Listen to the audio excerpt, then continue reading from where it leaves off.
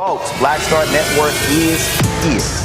Hold no punches! I'm real revolutionary right now. Support this man, Black Media. He makes sure that our stories are told.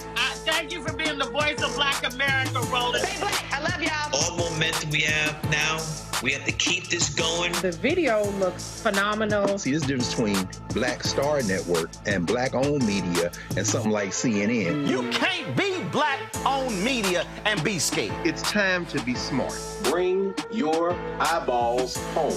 You dig?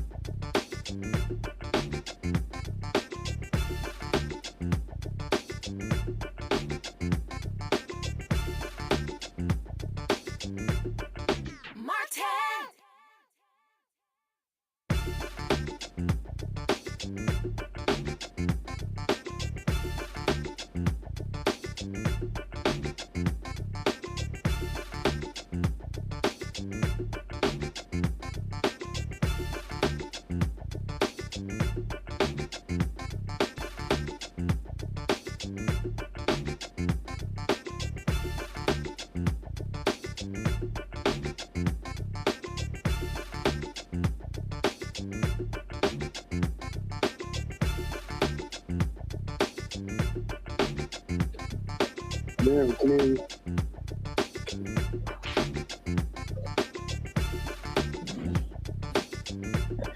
All right, Control, can you hear me clearly? Yeah, we can hear you. Everything straight?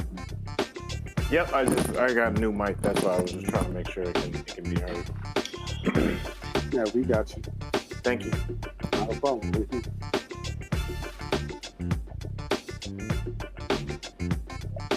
Hello. To my what? Your left. Okay. Right there.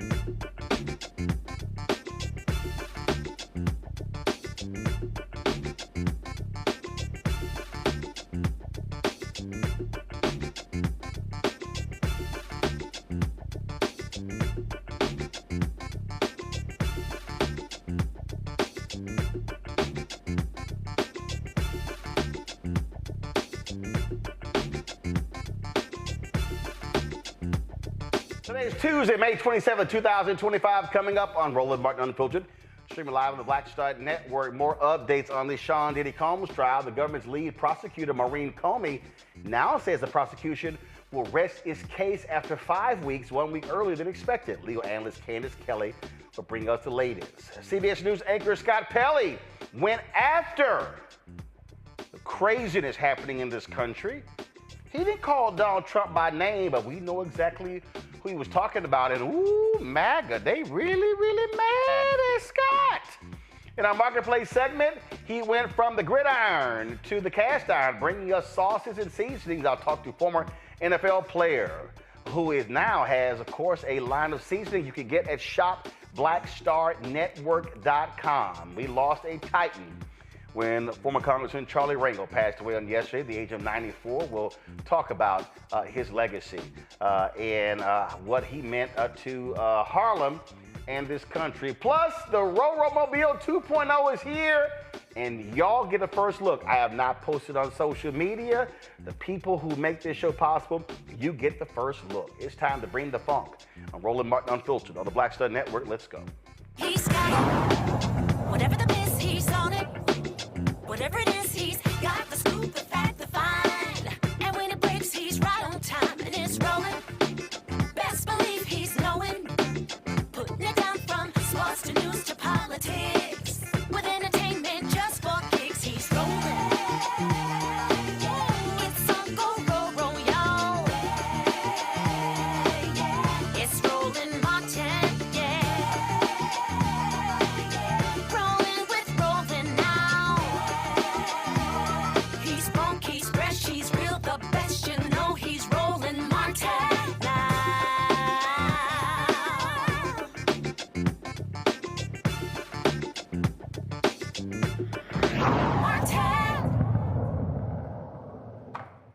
The federal trial of Sean Diddy Combs moves into its third week. Joining us right now is legal analyst Candace Kelley. Candace, what happened today? You have heard her name about a dozen times if you have been following this trial, like many people have. Capricorn Clark took the stand. This was a personal assistant who rose up the ranks to be a marketing executive, and there were so many things that she said. Let me start off first by saying she says that when she was on the first day of work with Sean Combs, that Sean Combs and an associate, a bodyguard, took her to the park. And they took her to the park because they said, listen, we know you have had some affiliations with Suge Knight. She did work for Death Row Records. She said that Sean told her that if anything happened to him, that she would have to die. That was on her day one.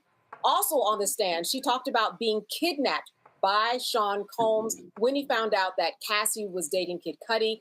She said that Sean came over to her home knocking on her door with a gun.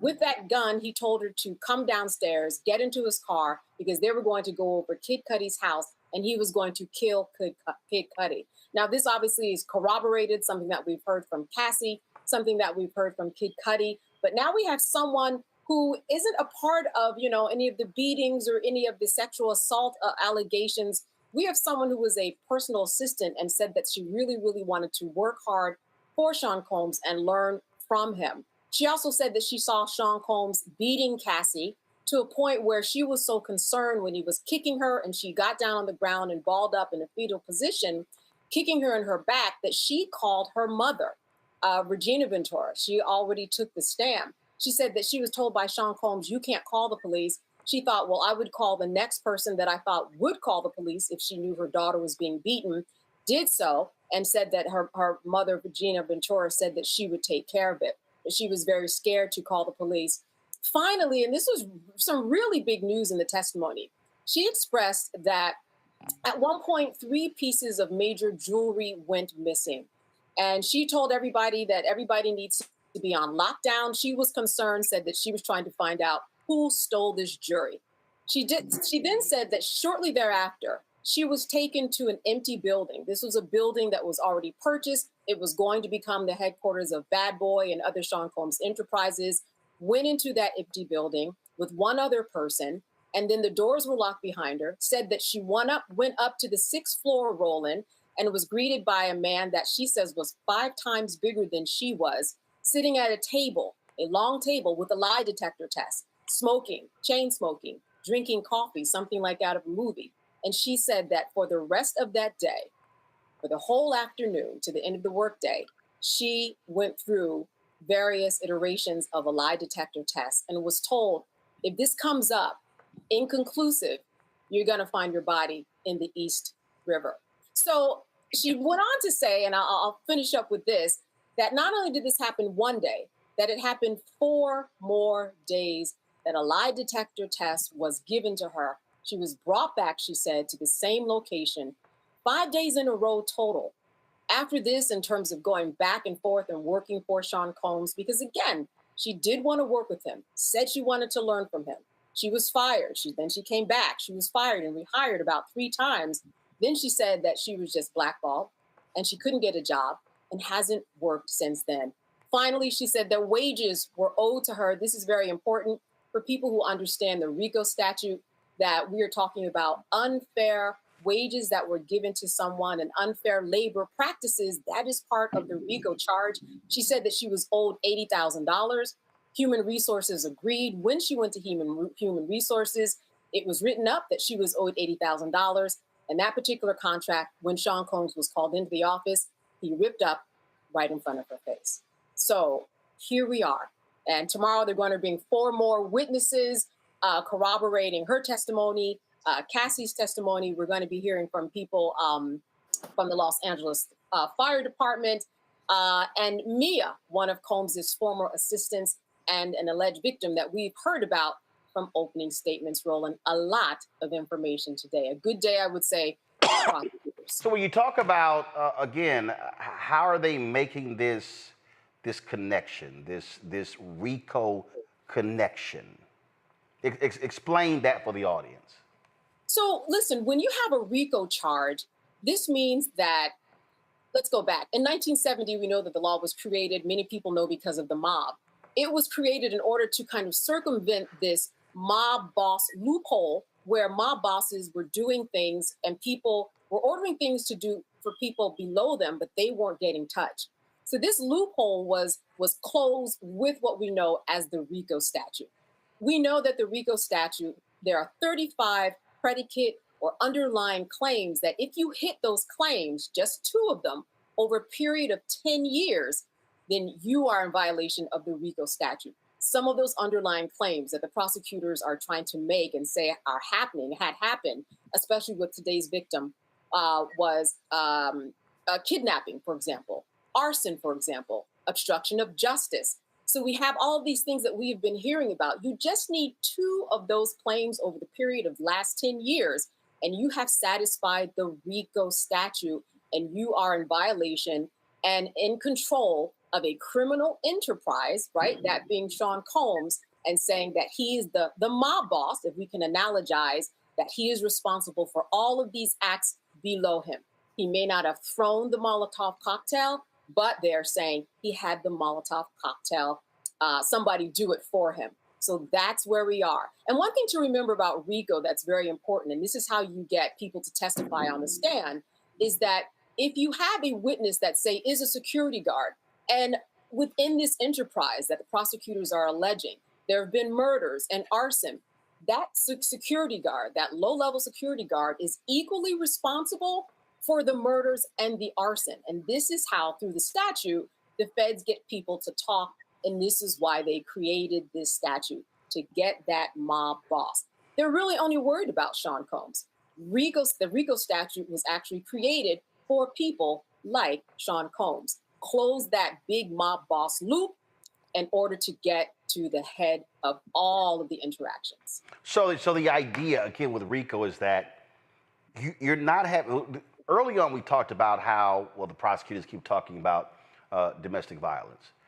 What they're trying to say is there were a litany of crimes that it's alleged that Combs either ordered or participated in. So therefore, by hitting with a RICO charge and by saying that he is the boss of all of this, so all of these crimes, domestic violence, the cover-up, the beating folks up, blowing the car up, on and on and on, these are all crimes all underneath one RICO charge. They all do have a place within it, but in terms of the 35 underlying crimes that actually would satisfy RICO, yes, you are looking at The extortion, think about Regina Ventura's mother, who took out the $20,000 loan. The jury might see that as extortion. Many people would. The kidnapping. Well, today's witness said that she was kidnapped by gunpoint. That was corroborated by Cassie. Then you have obstruction of justice. Sean Combs has said several times, according to witnesses, don't go to the police. If you get to the police, I will get to you and you won't be happy about it. Unfair labor practices. This woman said that she was owed $80,000. He ripped up the contract. The way that people can look at this is this. Even if Cassie was not involved in this and there was no such thing as a free golf, Sean Combs potentially still could be going to jail for racketeering charges. Gotcha. All right, then. It's a whole lot to unpack. All right, so explain what this prosecutor announced when they're going to be done. Listen, I think that they're really making their case, getting through a lot of witnesses quicker than they could. It's going to be done, I think, in about 3 weeks as opposed to 4 weeks. They've shaved a week off, is what I'm saying. And it's going to be done closer than we thought. So we just have a few more weeks of this testimony. Of course, we're going to hear from the defense and their witnesses. There won't be that many, but we will hear from some. And again, obviously, from their perspective, it is the responsibility of the prosecutors to actually lay out the case and say these things were actually committed. All right, then. Candace, we surely appreciate it. Thanks a lot. All right. Folks, going to a break. We'll be right back. Roland Martin Unfiltered on the Black Star Network. This week on The Other Side of Change. We're talking sinners, we're talking the Met Gala, we are talking about Black and Asian solidarity just in time for AAPI Heritage Month, and we're talking with our brilliant friend, Malavika Cannon. Nothing about these alliances is necessarily natural, except for the fact that we all are people who are trying to stay safe. Tune in only on The Other Side of Change on the Black Star Network. You must be my new lieutenant governor. I'm ready for duty.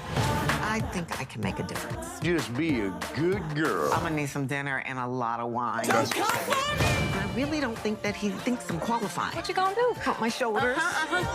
When you want something and you earn something, you fight for it. Kids, do you know who this is? Mary J. Blige. I didn't know we was about to be attacked by all of Nick Cannon's kids at once. I'm Russell L. Honoré, Lieutenant General, United States Army, retired, and you're watching Roland Martin Unfiltered.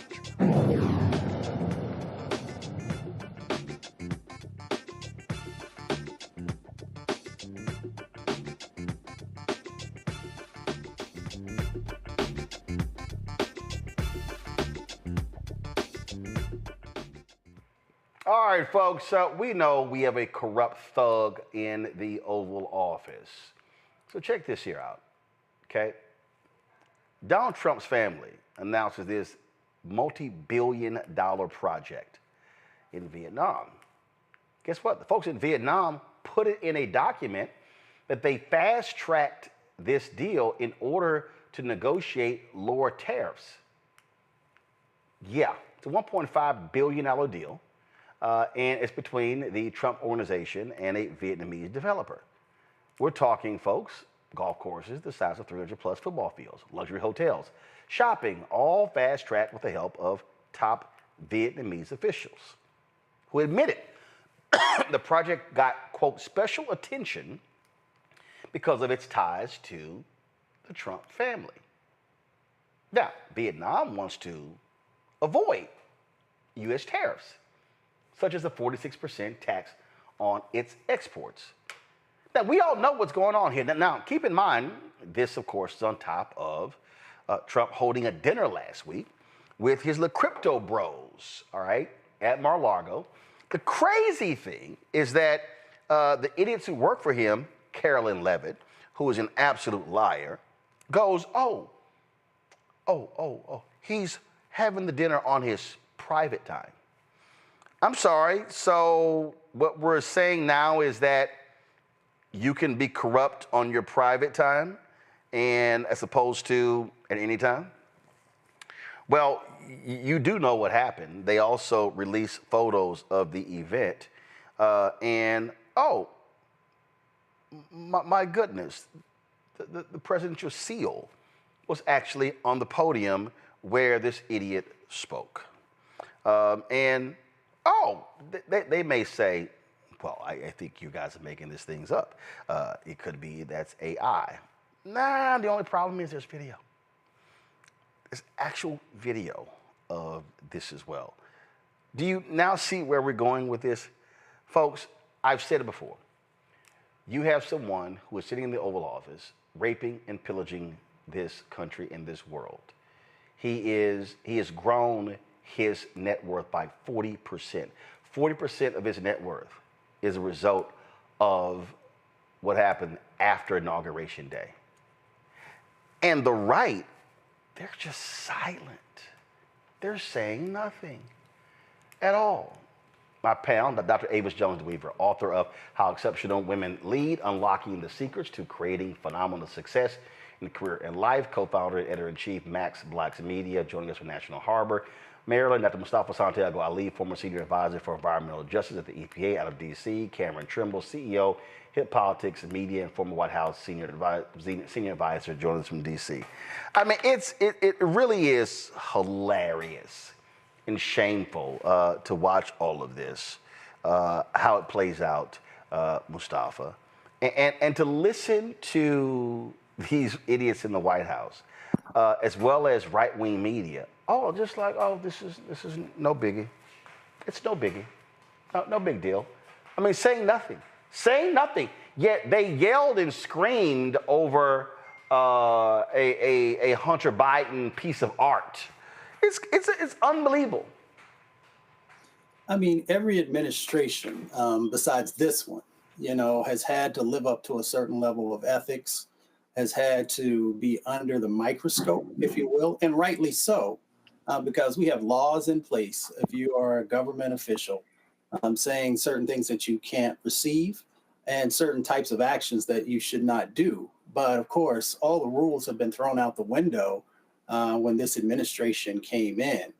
Now, the problem that exists is that, as they're moving forward on these types of things, putting the squeeze on Vietnam, so many people are wondering, why did he propose such a high tariff level on that country, considering, that we didn't have a huge amount of business with them. We had business with them, of course, but folks were always curious about why you would choose the numbers that you did to put that squeeze on folks. And now, of course, it's becoming apparent of what's going on. So we see these dynamics that are going on in relationship to, him garnering additional wealth and, of course, the unethical behavior that's going on. But what we often don't pay attention to is all the people who are getting hurt. When you look at the folks who are there in Vietnam who are going to be displaced, I mean, folks just don't pay as much attention to that, but they are going to be removed from their land, often traditional land for many of the people, the familial ties that exist in that space. And we've seen these types of dynamics play out with Black communities in this country when someone decides that they want a piece of land and that they're willing to do anything to be able to get it. So again, where's Congress in speaking out? Where is the Department of Justice in speaking out? Where are the courts in relationship if someone brings this forward? So it'll be interesting to see if anybody is willing to speak out. Don't want to hear anything from any of these people ever again, Avis, about ethics, morals, values, principles, honor, decency. I don't want to hear anything. These people are grossly immoral. They are shameful. They are despicable. And they will allow this man to get away with anything. They don't care. And they frankly have no credibility with me at all. Absolutely not, and they shouldn't. Look at what they do, not what they say. One thing I will say about Donald Trump is he is the projector in chief, okay? Whatever he accuses someone else of being, he in fact is that thing. So when he talked about the Biden crime family, let's just know that what he was foretelling, and not even foretelling, was actually has been happening in real time for God knows how many decades, is an actual Trump crime family. And so what we are seeing now is what one would expect a crime family to do. The reality here is that we don't have a democracy. Anyone who's operating on this illusion that we are still holding on and trying to save democracy, let me just tell you, that ship has sailed. This is exactly what autocrats do, right? They are lawless in their actions. They use their unfettered power to aggrandize their wealth. And so if you have any questions about what we're seeing here, we're seeing a dictatorship solidify in this nation. And we're seeing it because the Republican Party is willing to let him do whatever he chooses to do, because they want to see what benefits they can get from this situation. It is a horrible bastardization of our system of government, and it's exactly, unfortunately, what way too many people voted for.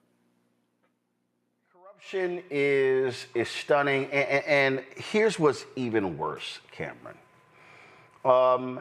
This thug, he has no problem with thieves and liars, okay? Over the weekend, he pardoned a former sheriff in Virginia who was selling badges so people could bypass TSA lines and speed. Oh, it now gets even more so. Just today, remember those people on the reality show, those wacky Chrisleys, Todd and Julie, who were sentenced for multiple charges: conspiracy to commit bank fraud, tax evasion, wire fraud. Well, guess what? According to prosecutors, they submitted false documents to secure more than $30 million in loans for their production company. Todd got hit with Todd got hit with 12 years in prison. Julie got hit with 7 years in prison. Well, guess what? Donald Trump says, hey, I'm gonna let y'all go home. You can brazenly commit crimes. You're good. Watch this crap. That's a terrible thing. It's a terrible thing, but it's a great thing because your parents are going to be free and clean, and I hope we can do it by tomorrow. Is that okay? We'll try getting it done tomorrow. So wonderful. Give them, I don't know them, but give them my regards and wish them a good life. Mr. President. Yes. How are you? I just want to say thank you for bringing my parents back. Yeah, well, they were given a pretty harsh treatment based on what I'm hearing. Pretty harsh treatment. Yes, sir. Was your brother fighting also for? They were given pretty harsh treatment. Cameron, they broke the law. And it seems like Trump is breaking the law too.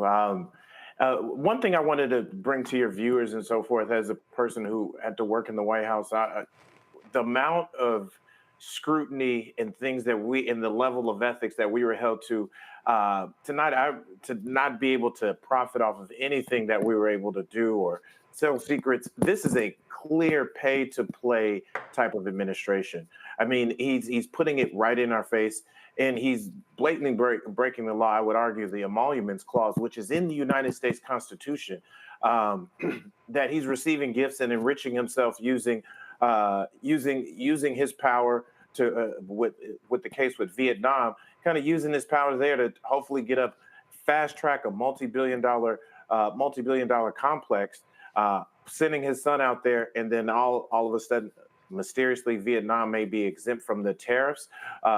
Even when you show just the example you showed right there, everybody's figured out how to play this president.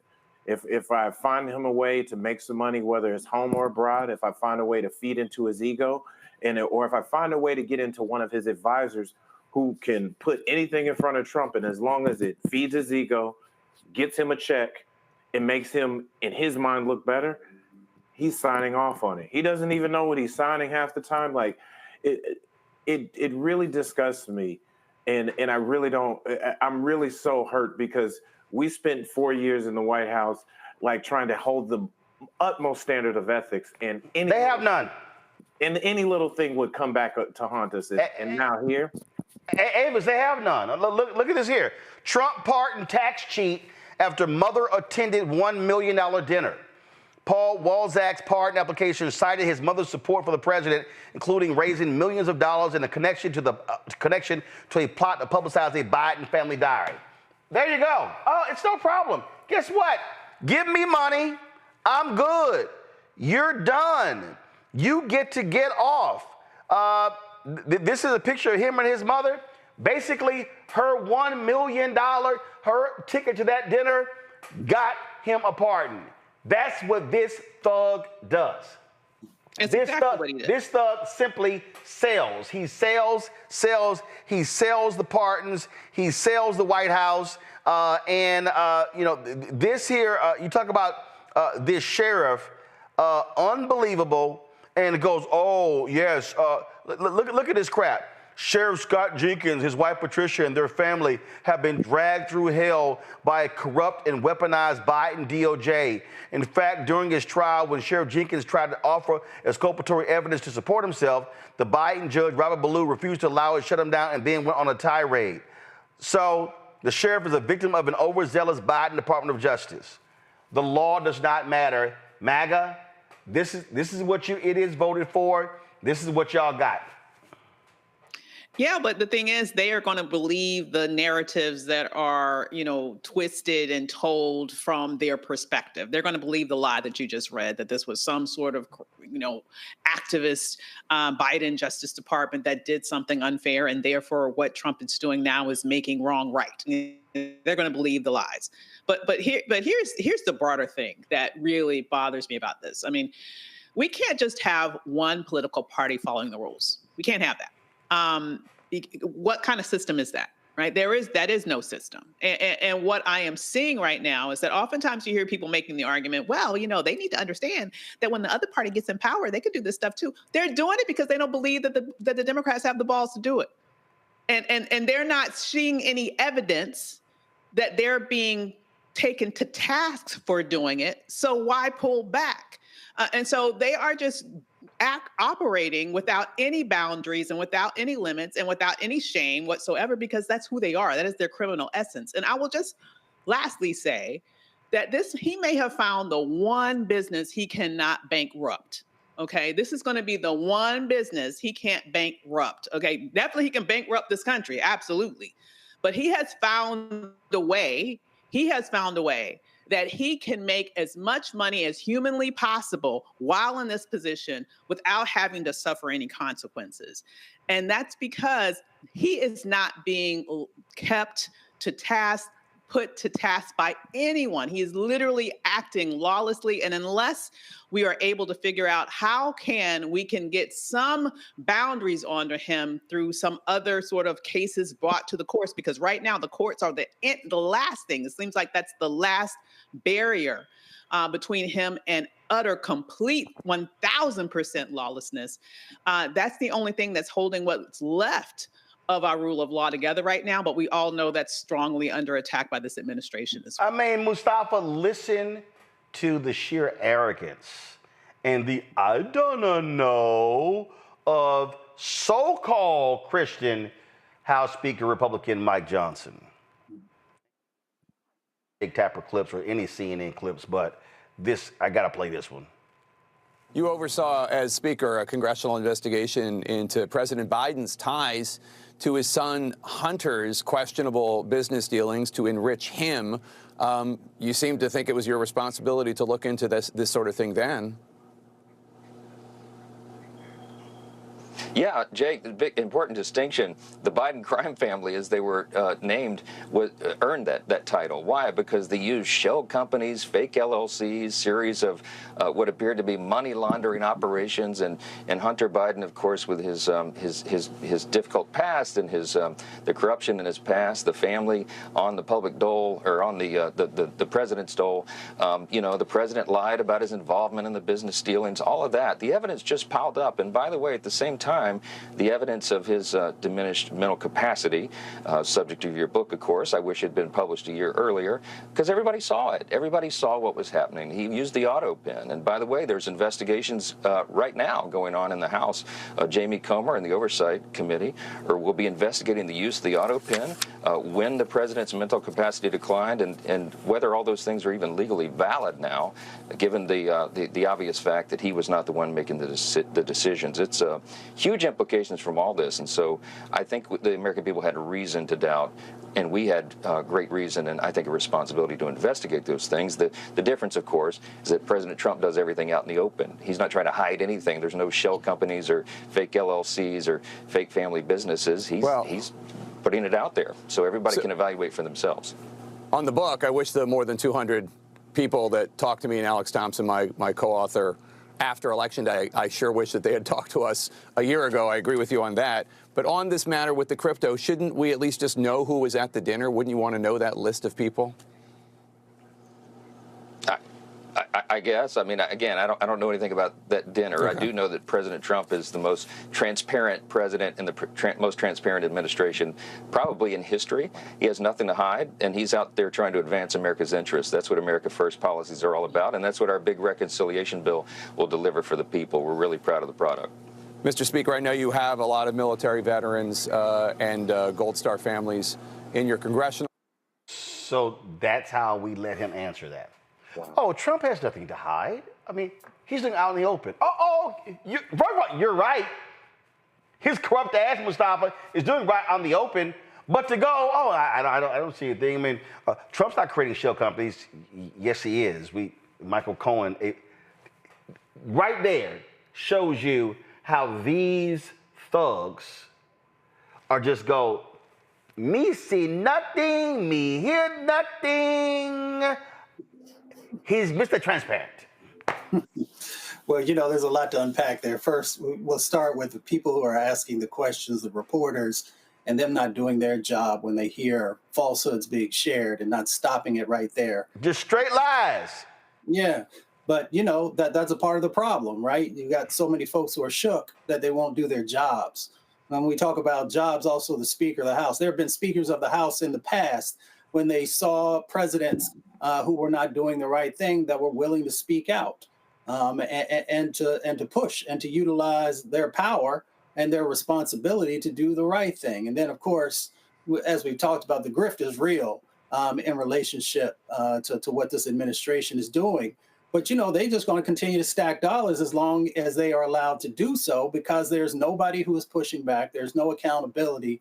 So they figure, why not go ahead and do it? It is a bit troublesome when they try to equate the actions that they are doing with what's going on in relationship to the Biden administration, because, President Biden did not have a business. He was not caught up in any type of, malfeasance. But then when we flip it back to these folks, it's hard to find when they are not doing something that is unethical or criminal, possibly.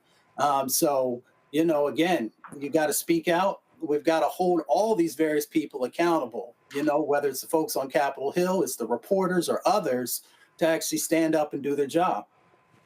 Cameron, these are thugs. They are going to, mind you, we didn't even hit the 6th month. Their whole deal is literally, they're like bank robbers. Yo, take everything. Take the money, take the desk, strip the walls, everything. They see this as a 4-year crime spree. I agree. I will agree with the speaker in one thing. This is the most transparent president in history, most transparently criminal president in history. To the point, the grift is real.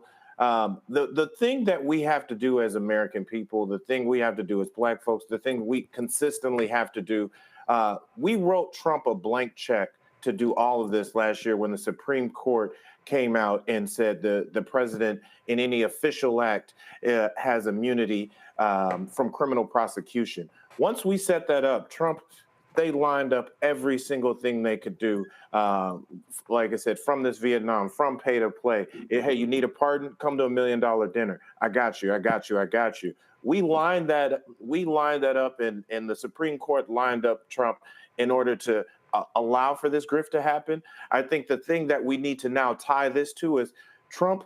Well, he says he may run again. Trump is not going to be president in the next 3 years. But what we do need to tie is every single thing that Trump is doing. We need to tie all these grifts, tie all these blatant and wanton acts of criminality to every governor, to every mayor, and definitely to every member of Congress in every single election. They only and always should be answering for him, because what the speaker just showed there is that he doesn't care, because he probably doesn't see that affecting him or affecting his office or his position. But when they start seeing real losses, like in Virginia this year, or in other states and cities at the gubernatorial level, the state legislator level, and at the congressional level, better believe Trump is going to have some pushback. But we can't go after him, but we need to go after everybody who's supporting him and putting him in power. These people are literal just thugs. That's what they are.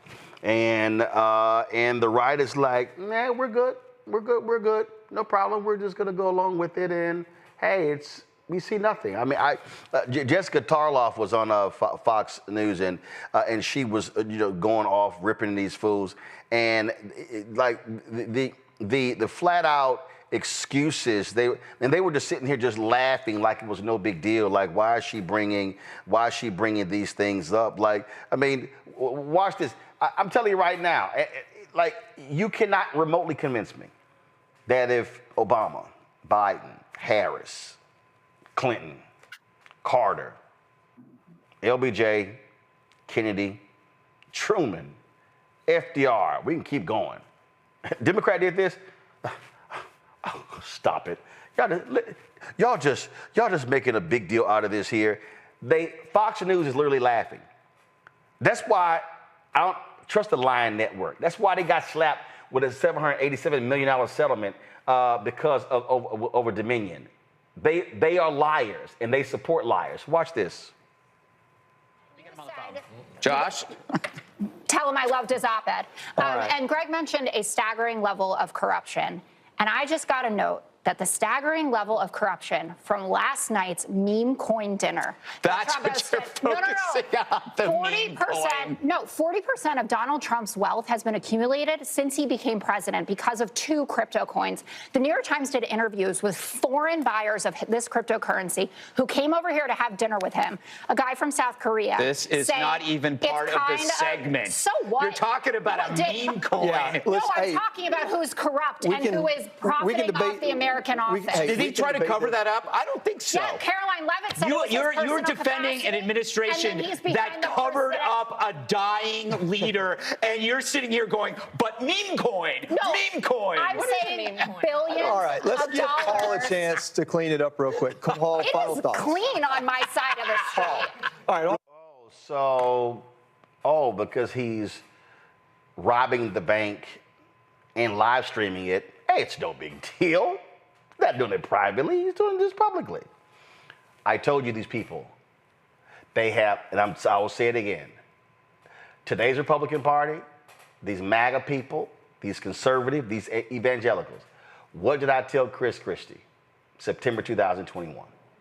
They have no morals. They have no values. They have no principles.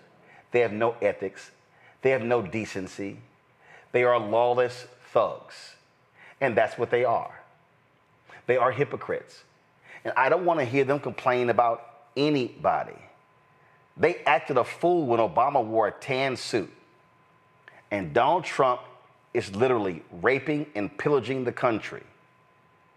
And Fox News, conservative talk radio, digital conservative media, they're like, oh, stop it. Oh, stop it. Y'all making a big deal out of nothing. Because he's doing it in the open. And we see how the grift is happening. And they're perfectly fine with it. They all can go to hell. Folks, you're watching Roland Martin Unfiltered on the Black Star Network. Be sure to support the work that we do. Join our fan club. If you want to contribute to our Breeding Funk fan club via Cash App, use the Stripe QR code. You see it right here. If you're listening, go to blackstarnetwork.com. Also, of course, send your check and money order. Make it payable to Roland Martin Unfiltered. P.O. Box 57196, Washington, D.C.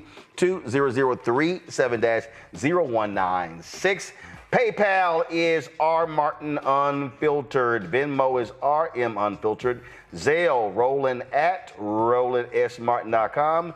Roland at RolandMartinUnfiltered.com. Download the Black Slut Network app, Apple phone, Android phone, Apple TV, Android TV, Roku, Amazon Fire TV, Xbox One, Samsung Smart TV. And don't forget, when you get our swag, those proceeds come right back into the show. And so get our merchandise, including our new shirt. Hashtag, we tried to tell you, FAFO 2025, or probably 2025, crossed out. Please go to RolandMartin.creator, RolandMartin.creator-spring.com, RolandMartin.creator-spring.com. And in the next hour, I have not posted this on social media. I wanted for our folks who support this show, our donors to support the show as well, to get the first look. And so you're going to see, y'all, after, my goodness, almost 3 years, our new Roro Mobile. We'll show it to you right here because y'all made it possible. I'll be right back. Now streaming on the Black Star Network. In France, me and Tony, and accidentally went to the Louvre, right? I had never been, and I saw a side door.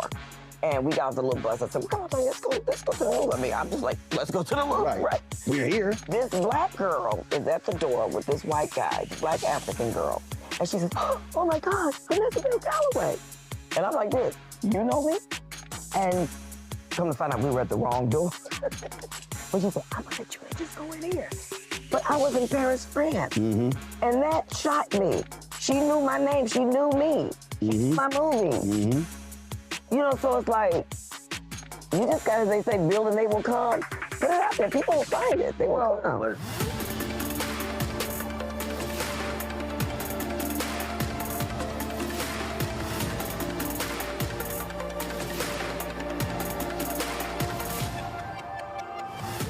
Hey, this is Motown recording artist Kim. You are watching Roland Martin Unfiltered. Yeah, boy, he always unfiltered though. I ain't never known him to be filtered. Is there another way to experience Roland Martin than to be unfiltered? Of course he's unfiltered. Would you expect anything less? Watch what happens next.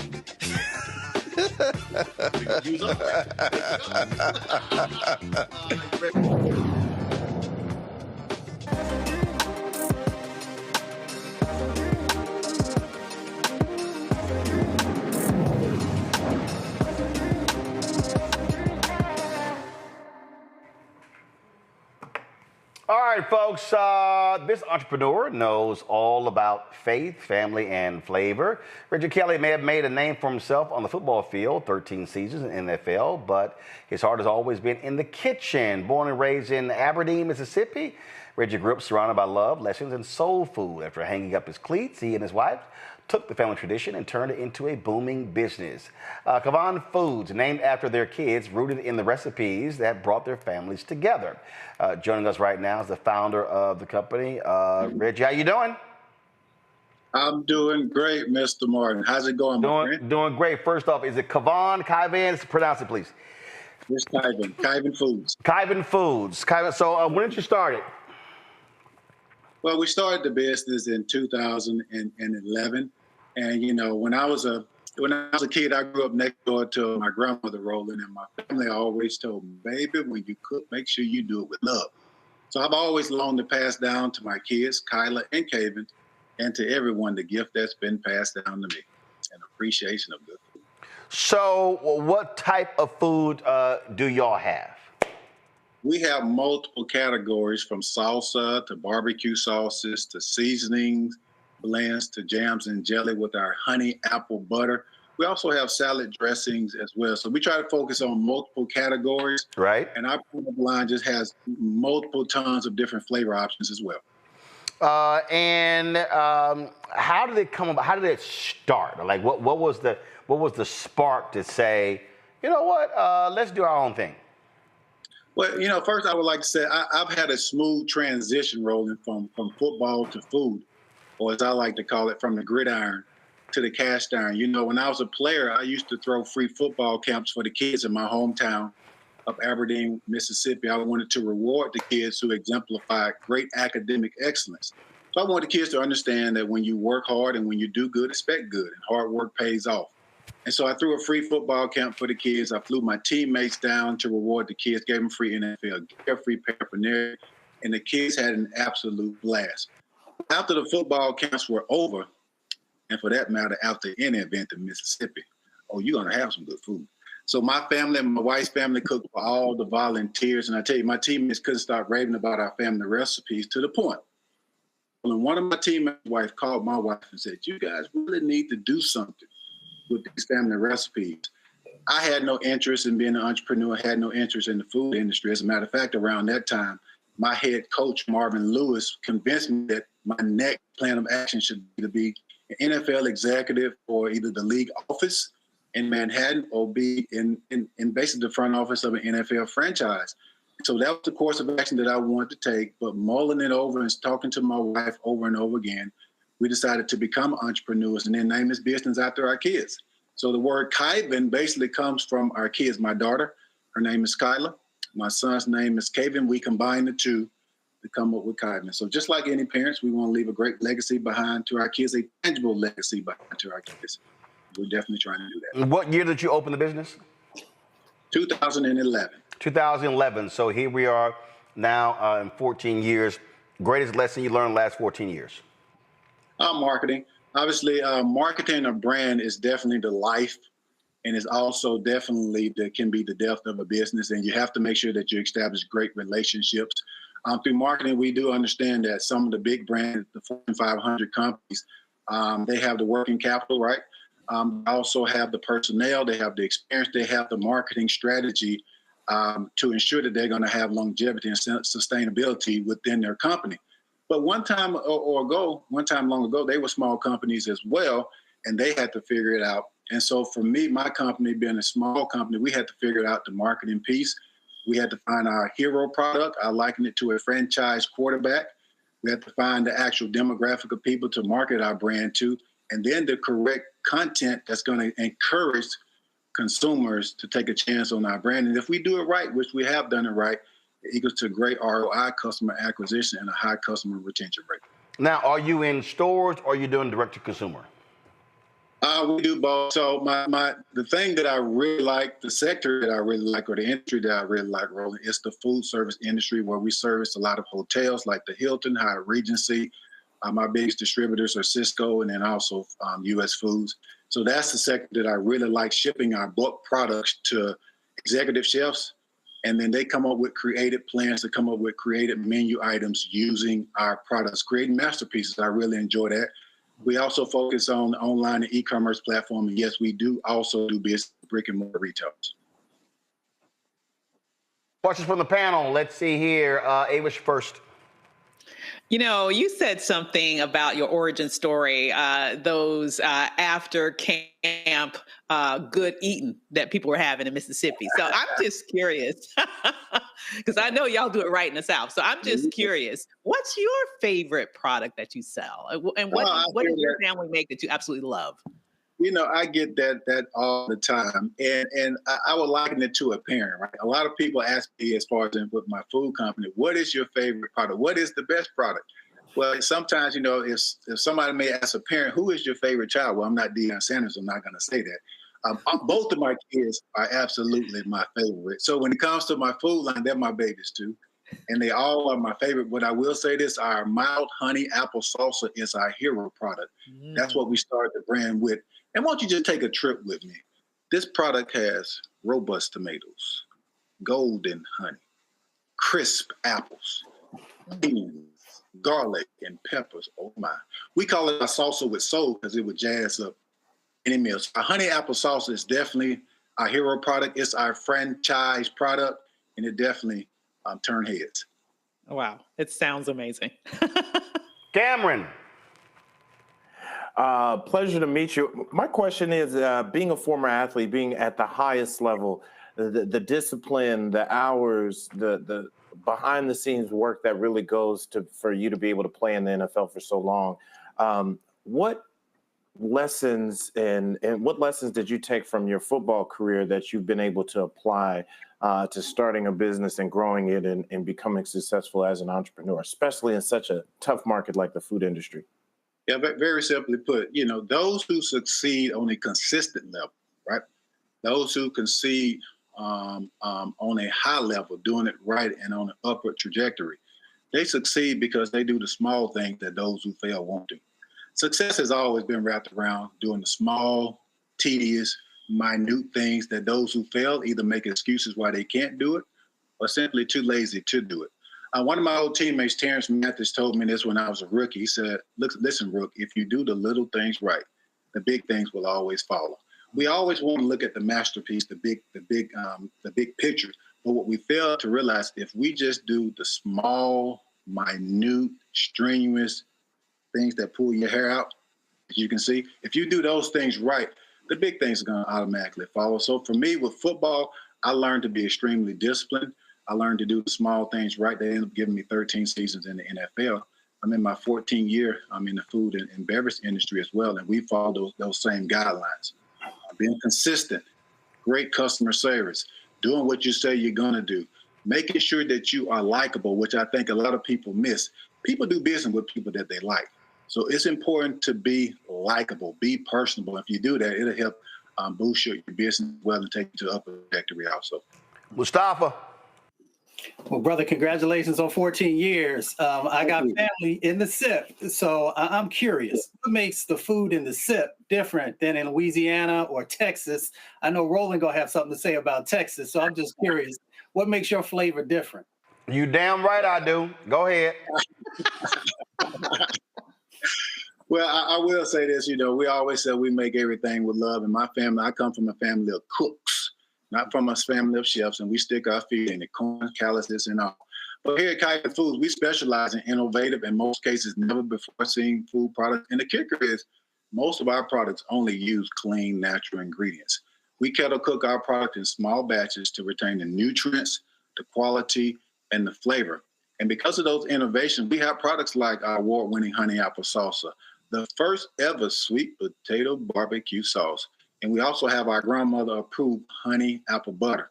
Because of our innovation, we've been featured on some major platforms like Forbes. They gave us an award because of our innovation. Food Network, Tabitha Brown, Eat This, Not That, also Sports Illustrated.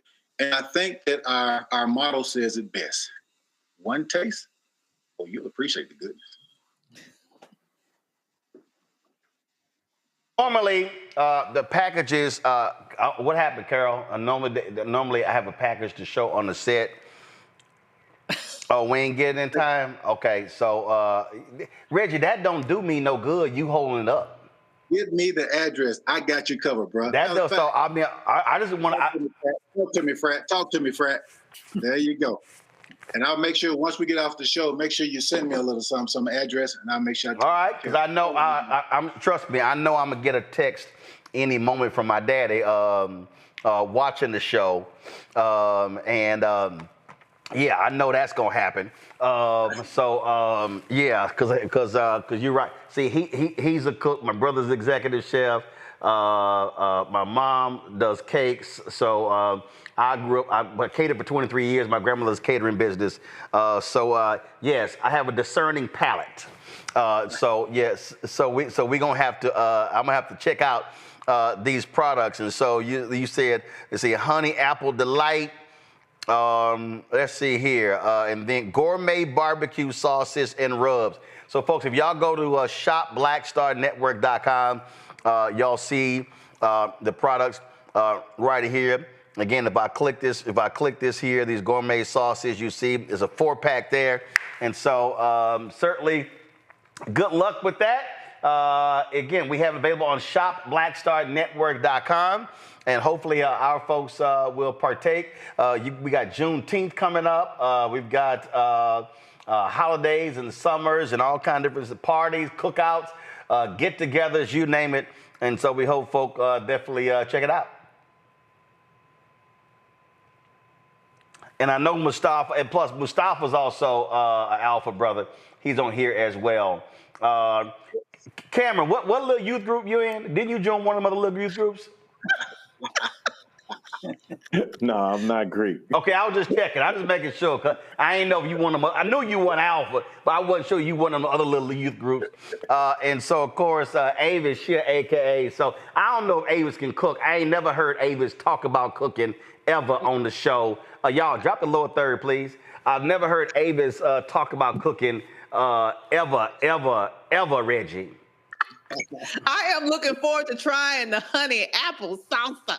Okay, that's gonna inspire me, Roland. Okay, Avis, salsa is a dip for a chip. We talking about cooking. That ain't pouring something into a bowl. Ain't cooking, Avis. Mess that up though.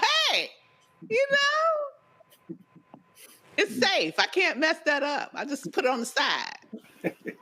Man, right at this moment, I'm just feeling Florida from Good Times. Damn. All right. Reggie, I appreciate it. Thanks a bunch. And also, I take it Black and Old Gold have also been supportive of your company? Oh, absolutely. Absolutely. We just celebrated our 50th anniversary, the Capital Beta chapter at Mississippi State University. The customers are always looking up. All right, then. Well, I'm looking forward to trying the products. Good luck, 06, and keep doing well. Of course, next year you got your 15th anniversary. Absolutely. Sounds like a plan. 06, appreciate it, man. I appreciate it. Thanks a lot. Again, folks, y'all please check it out. Go to shopblackstarnetwork.com. We have their products on there. We have the other, of course, the last week we had other folks on here. Again, these are Black-owned companies, y'all. And you see them all right here. Renegade Golf, of course, golf balls. Ezra Coffee, Batoy Sweet Treats. We're going to be talking to Nicole Ari Parker soon about her gym wrap. So this is what we created. Again, shopblackstarnetwork.com. All right, y'all, going to a break. We come back. We're going to talk about CBS's Scott Pelley drops the truth. Ooh, MAGA is in their feelings. Yeah, I can't wait to show y'all this. And also, oh my God, a Texas state rep embarrassed these fake Christians in Texas when it comes to forcing teachers to post the 10 Commandments in their classrooms. Man, wait till we show you that video as well. And, of course, Roro Mobile is here. Y'all get a first look. All I posted on social was a photo. Our supporters, the people who watch this show, people who donate to this show, your dollars made it possible for us to get our new vehicle, for us to be able to broadcast on the road, and y'all get to see it first right here on the Black Star Network. Now streaming on the Black Star Network. In France, me and Tony, and accidentally went to the Louvre, right? I had never been, and I saw a side door. And we got off the little bus. I said, well, come on, Tony, let's go to the Louvre. I mean, I'm just like, let's go to the Louvre, right? We're here. This black girl is at the door with this white guy, black African girl. And she says, oh my God, Vanessa Bell Calloway. And I'm like this, you know me? And come to find out we were at the wrong door. But she said, I'm gonna let you in, just go in here. But I was in Paris, France. Mm-hmm. And that shocked me. She knew my name, she knew me. Mm-hmm. My movie. Mm-hmm. You know, so it's like, you just gotta, they say, build and they will come. Put it out there, people will find it, they will come.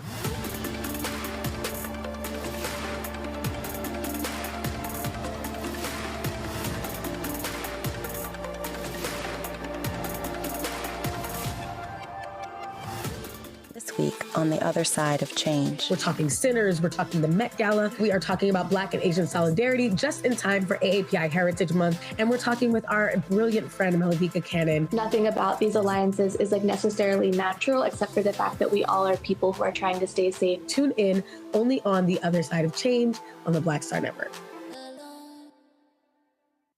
Coming soon to the Black Star Network. Let's go. Truth Talks is the fastest growing show about pop culture, and now we're exclusively on our own channel. Go ahead, say it, man. Attention!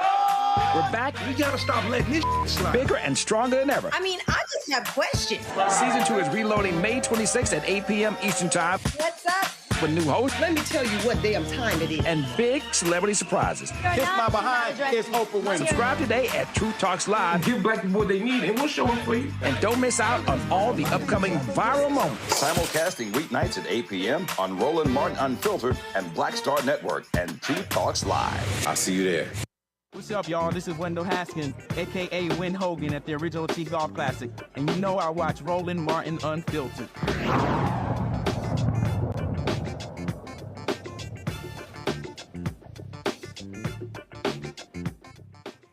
Man, CBS's Scott Pelley went off in a commencement speech at Wake Forest where he talked about what's happening in this country. And, ooh, my goodness. Little MAGA world in their feelings. Here's a portion of it. But in this moment, this morning, our sacred rule of law is under attack. Journalism is under attack. Universities are under attack. Freedom of speech is under attack. And insidious fear is reaching through our schools, our businesses, our homes, and into our private thoughts. The fear to speak in America. Power can rewrite history with grotesque, false narratives. They can make criminals heroes and heroes criminals. Power can change the definition of the words we use to describe reality. Diversity is now described as illegal. Equity is to be shunned. Inclusion is a dirty word. This is an old playbook, my friends. There's nothing new in this. Well, y'all, you look at Twitter, look at this. Wake Forest graduates and their families deserve much better than the ad men choosing Scott Pelley to give a hyper-politicized, butt-hurt commencement speech. What a shit show. That douchebag was competing with Tampon Tim for most erratic, illogical, irrational speech this season. Liberals who once controlled speech and the power to censor are now upset that a majority of Americans now reject their lies and deception. 60 Minutes, Scott Pelley raged at Trump in angry, unhinged commencement address at Wake Forest as he speaks openly and freely in America. And the gaslighting commencement speech of the year award goes to Scott Pelley, whose hard-hitting investigative reporting remained deathly silent over the last 4 years while Americans across the country were suffering unspeakable horrors while the inmates ran the asylum. These people could use their platforms to affect real change for the American people, but their neoliberal Marxist ideologies will not permit them. It is very sad that CBS 60 Minutes Scott Pelley chose one of the happiest days for graduates and their families to display his undeniable case of TDS, Trump derangement syndrome. Wake Forest University should be ashamed that it allowed this to take place. He never actually said Donald Trump's name, Mustafa, so hit dog will holler.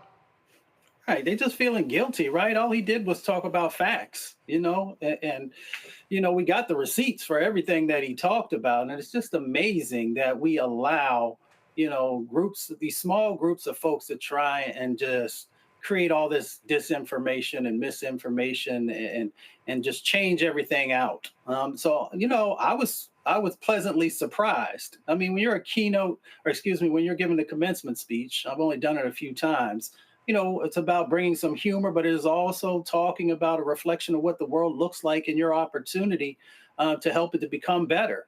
He called out the challenges that are in front, but he also, if you watch everything that he said, talk about our own personal responsibility in this moment to make change happen.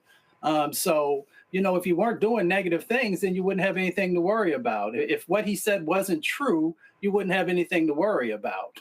But folks know that all he did was bring forward, the truth that we are living with in this particular moment. They are just they're really hot and bothered, Cameron. I'm like, I'm sorry, he didn't mention your guy. Why are you in your feelings?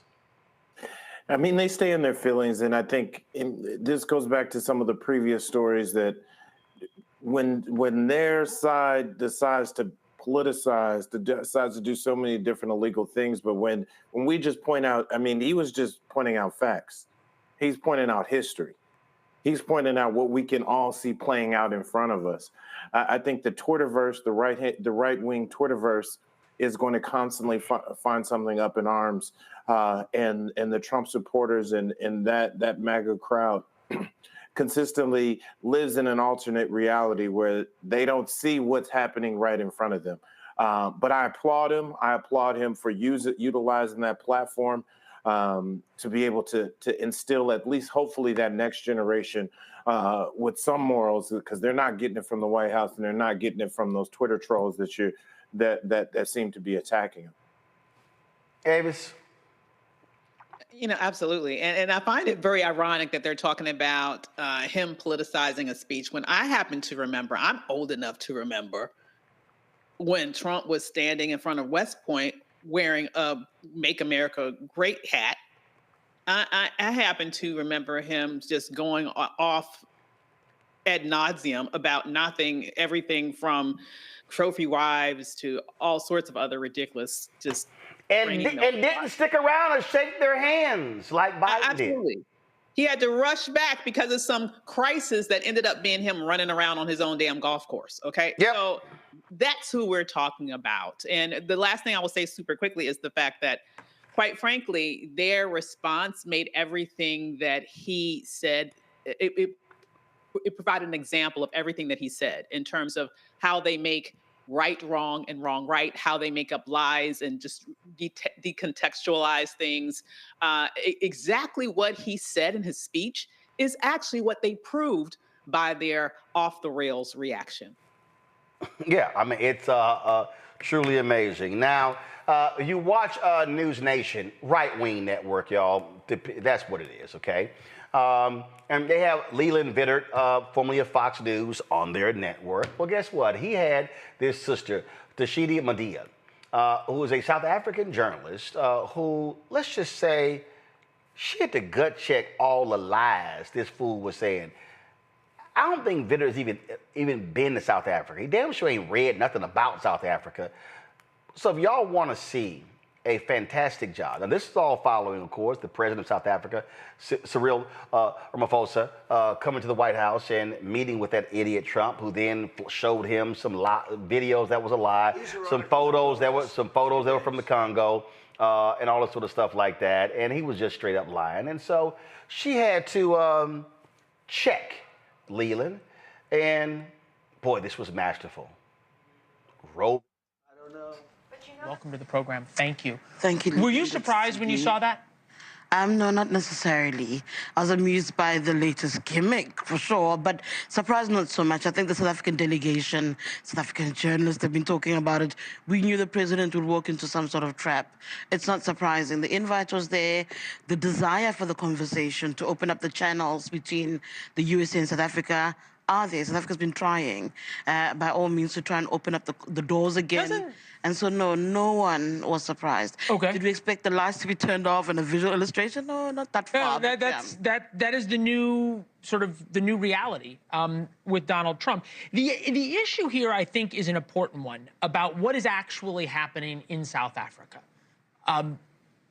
Is it true that white farmers are being killed in South Africa? It's an interesting way that you've asked that question. I don't think the issue is what's happening in South Africa. I think the issue is what's being peddled about what's happening in South Africa. If you watch today's engagement, let me get to the point first. If you watch that entire engagement, the recognition, the painful recognition, the startling truth of crime in South Africa, violent crime, was actually uttered by everybody there from South Africa. Is it targeted towards a specific group? Is it an ethnic cleansing? That's the question, right? Based on what's been said about South Africa the world over, at least people aligned to Donald Trump and Elon Musk. That's not a fact. Okay, so we don't deny that there's a lot of violent crime in South Africa, right? Across the board. 7 times the murder rate. Across the board. Okay, so the issue is whether or not, I guess, whites are being targeted disproportionately. Is that what you're taking issue with? No, that would be the claim. The issue is that the claim is falsehood. White people are not being targeted, Leland. Nobody. So when crime is Julius, experienced by when everybody, Julius not just Manella white people. was chanting, kill, kill, you have to kill to be part of a revolution, on and on, he was talking about killing blacks or killing whites? Do you need the context of what that song is? Because you can't take out the context of what that is. That is actually important. It cannot be that he's giving an instruction when that's not the fact. I think we do need to take into consideration the context. What he's chanting is an anti-apartheid song that was sang by leaders in the lead up to apartheid. The back and forth today about that song is whether or not it's relevant in modern day South Africa. Should we still be singing that song? If there's a grouping in the country how can you be that feels otherwise. How can somebody be defending and singing a song that's talking about killing other people? I'm not defending singing the song. I'm saying to you that's the conversation that's. So don't you think white farmers would be scared when they heard that song? And that's the question that's being put to Julius Malema. I said to you that conversation is happening. It's put to Julius Malema that when you do this, this is what we worry about. But when you look at how long he's been singing the song and whether it correlates with the numbers of farmers under attack, particularly white people, it's not there. People who are being attacked on the farms are farm dwellers and farm workers. That's also a reality that's got to be. White farmers are not being targeted or white farmers are not being killed.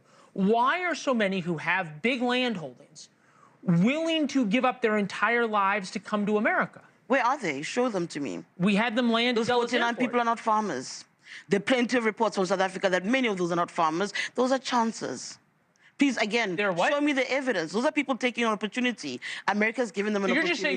You're saying they're not farmers. I'm just trying to figure this out. You're saying that your president has not in any way targeted whites, even though Elon Musk, who was there, can't get a license for his business. He was where? In the Oval Office.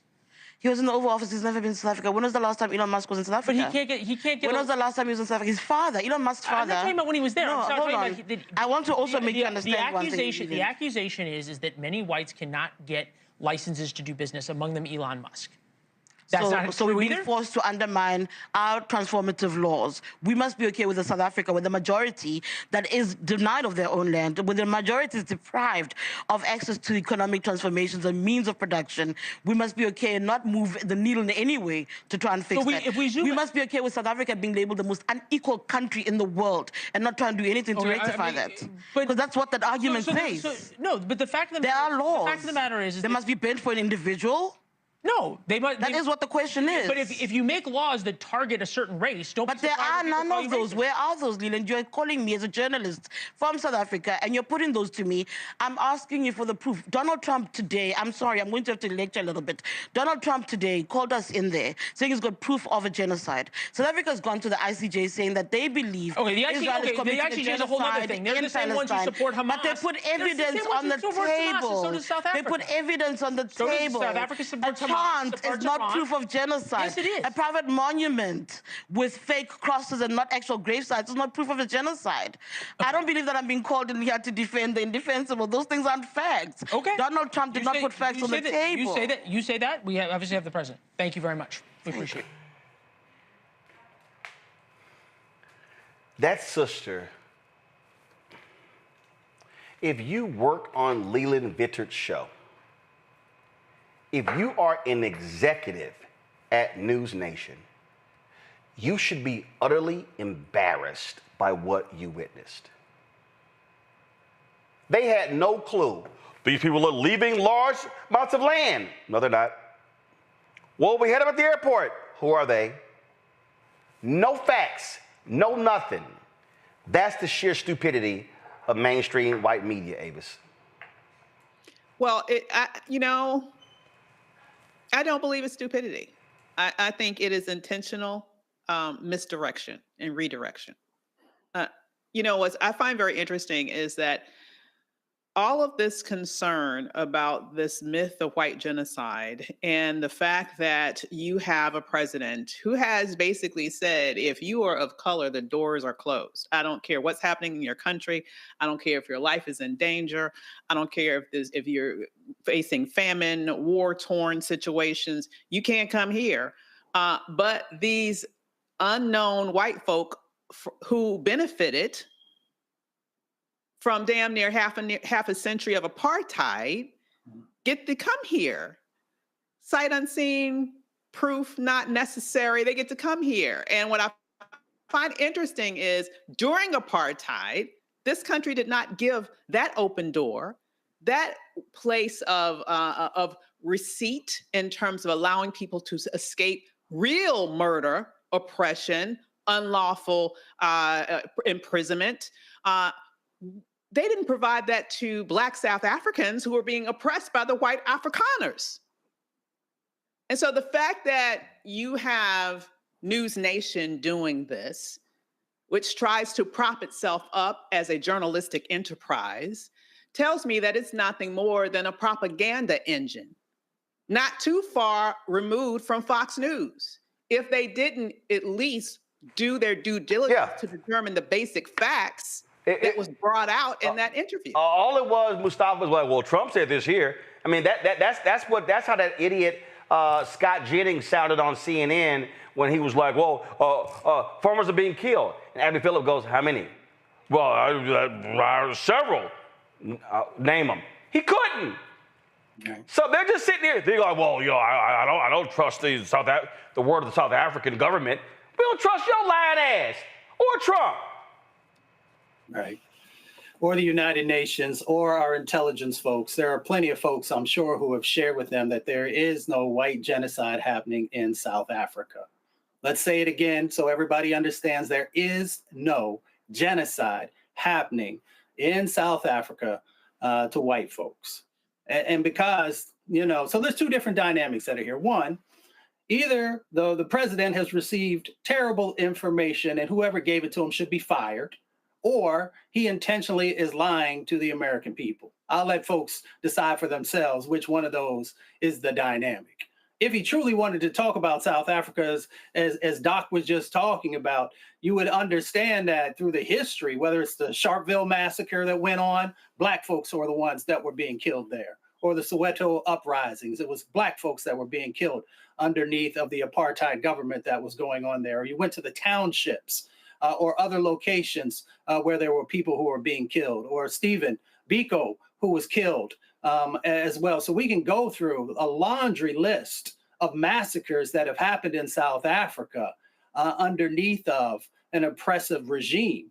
So if he truly wanted to talk about the fullness of what has happened there and wanted to actually be someone who helps the healing, then he shouldn't tell things that are untrue or things that are just straight out lies. So I'll let folks figure out for themselves which one that they feel is going on there.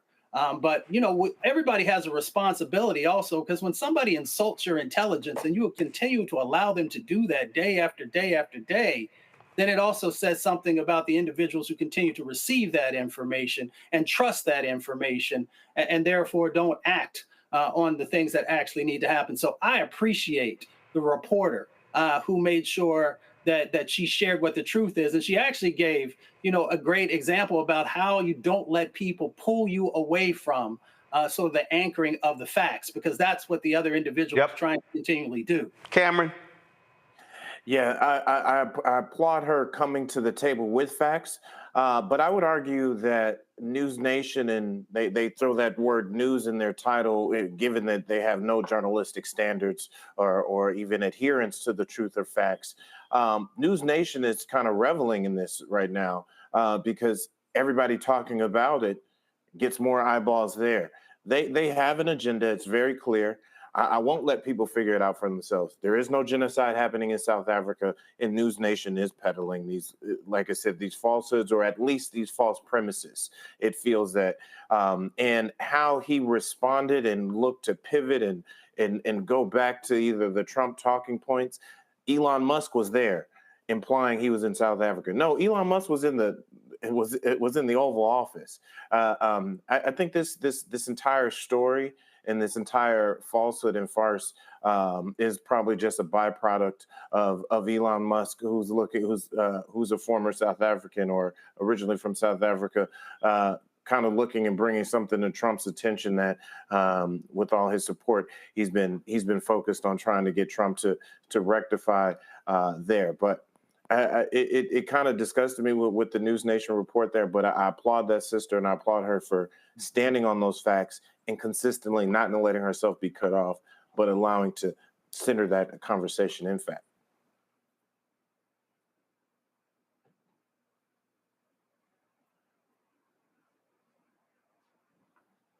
Kids love to claim they love Jesus, y'all. We're going to go to a quick break. We come back. Wait till I show y'all how they got owned by a Texas state representative over the 10 Commandments. They're really stupid. Back in a moment.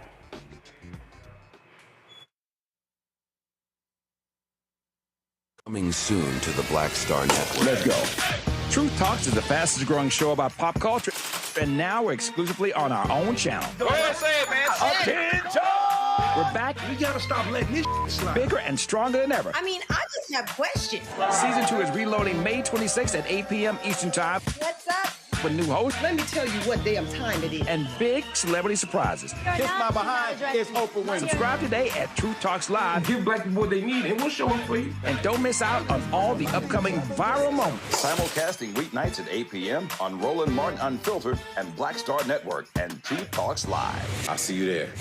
This week on The Other Side of Change. We're talking sinners, we're talking the Met Gala, we are talking about Black and Asian solidarity just in time for AAPI Heritage Month, and we're talking with our brilliant friend, Maurene Comey. Nothing about these alliances is like necessarily natural, except for the fact that we all are people who are trying to stay safe. Tune in only on The Other Side of Change on the Black Star Network. Hatred on the streets, a horrific scene, a white nationalist rally that descended into deadly violence. White people are losing their damn minds. As an angry pro-Trump mob storms the U.S. Capitol, we've seen We're about to see the rise of what I call white minority resistance.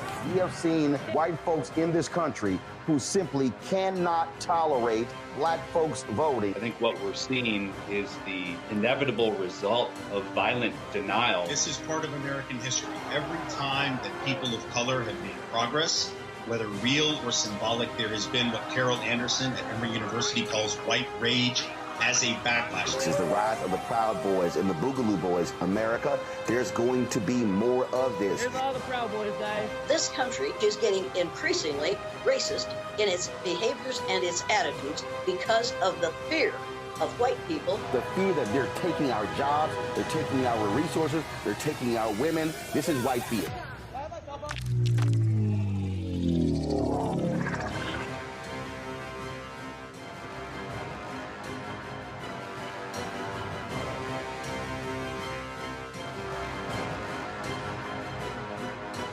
This is Tamala Mann. And this is David Mann. And you're watching Roland Martin Unfiltered.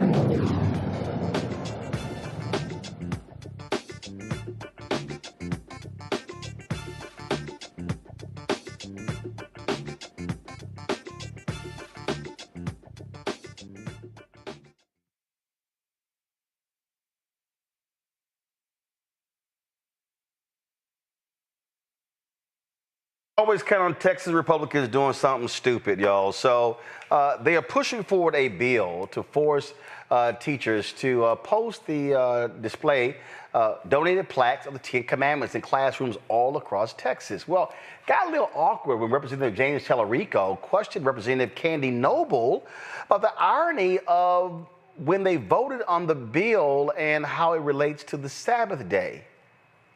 Watch this madness. Does the gentlelady yield for some questions? Will the lady yield for questions? The lady yields. Thank you, Representative Noble. What is the fourth commandment? Are you referring to my to the way it's written in the bill? Yes. Okay, right.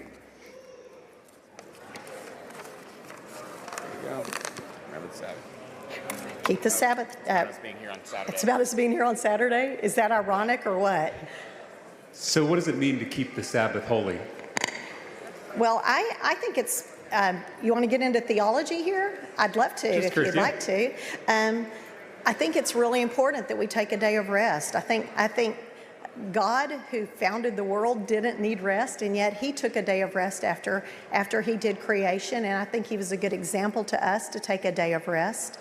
And that is enshrined in our rules, in our Constitution, where it says accepting Sunday in our very early documents as a nation. And so part of keeping the Sabbath holy is not working on the Sabbath? That is, yeah. And what is a day of rest. The 10 Commandments come from Judaism. What day is the Jewish Sabbath? It is on Saturday. And what day is it today? It is Saturday. Here we are. The Christian Sabbath is what day? Sunday, in honor of the day that Jesus rose from the dead. And we're scheduled to give this bill a final vote on what day of the week? It's ironic, isn't it? Would you be willing to postpone your bill so that we're not breaking the Ten Commandments by working on the Jewish or Christian Sabbath? I love that you said that, because if we had not had your point of order the other day, we would have actually already completed that.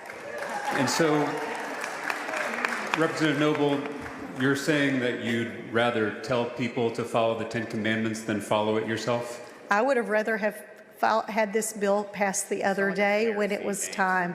And you know, that's really sad that we are under such a crunch in time now with the end of session. Our Texas forefathers only gave us 160 days to pass bills, and that's where we are in this session.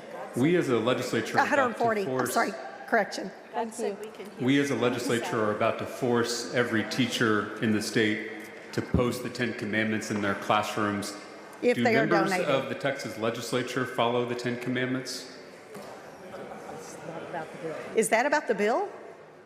Your bill is about the Ten Commandments. Yes, it I'm is. asking, do members of this legislature follow the Ten Commandments? So again, this bill is about honoring our historical, educational, and judicial heritage with the displaying of the Ten Commandments.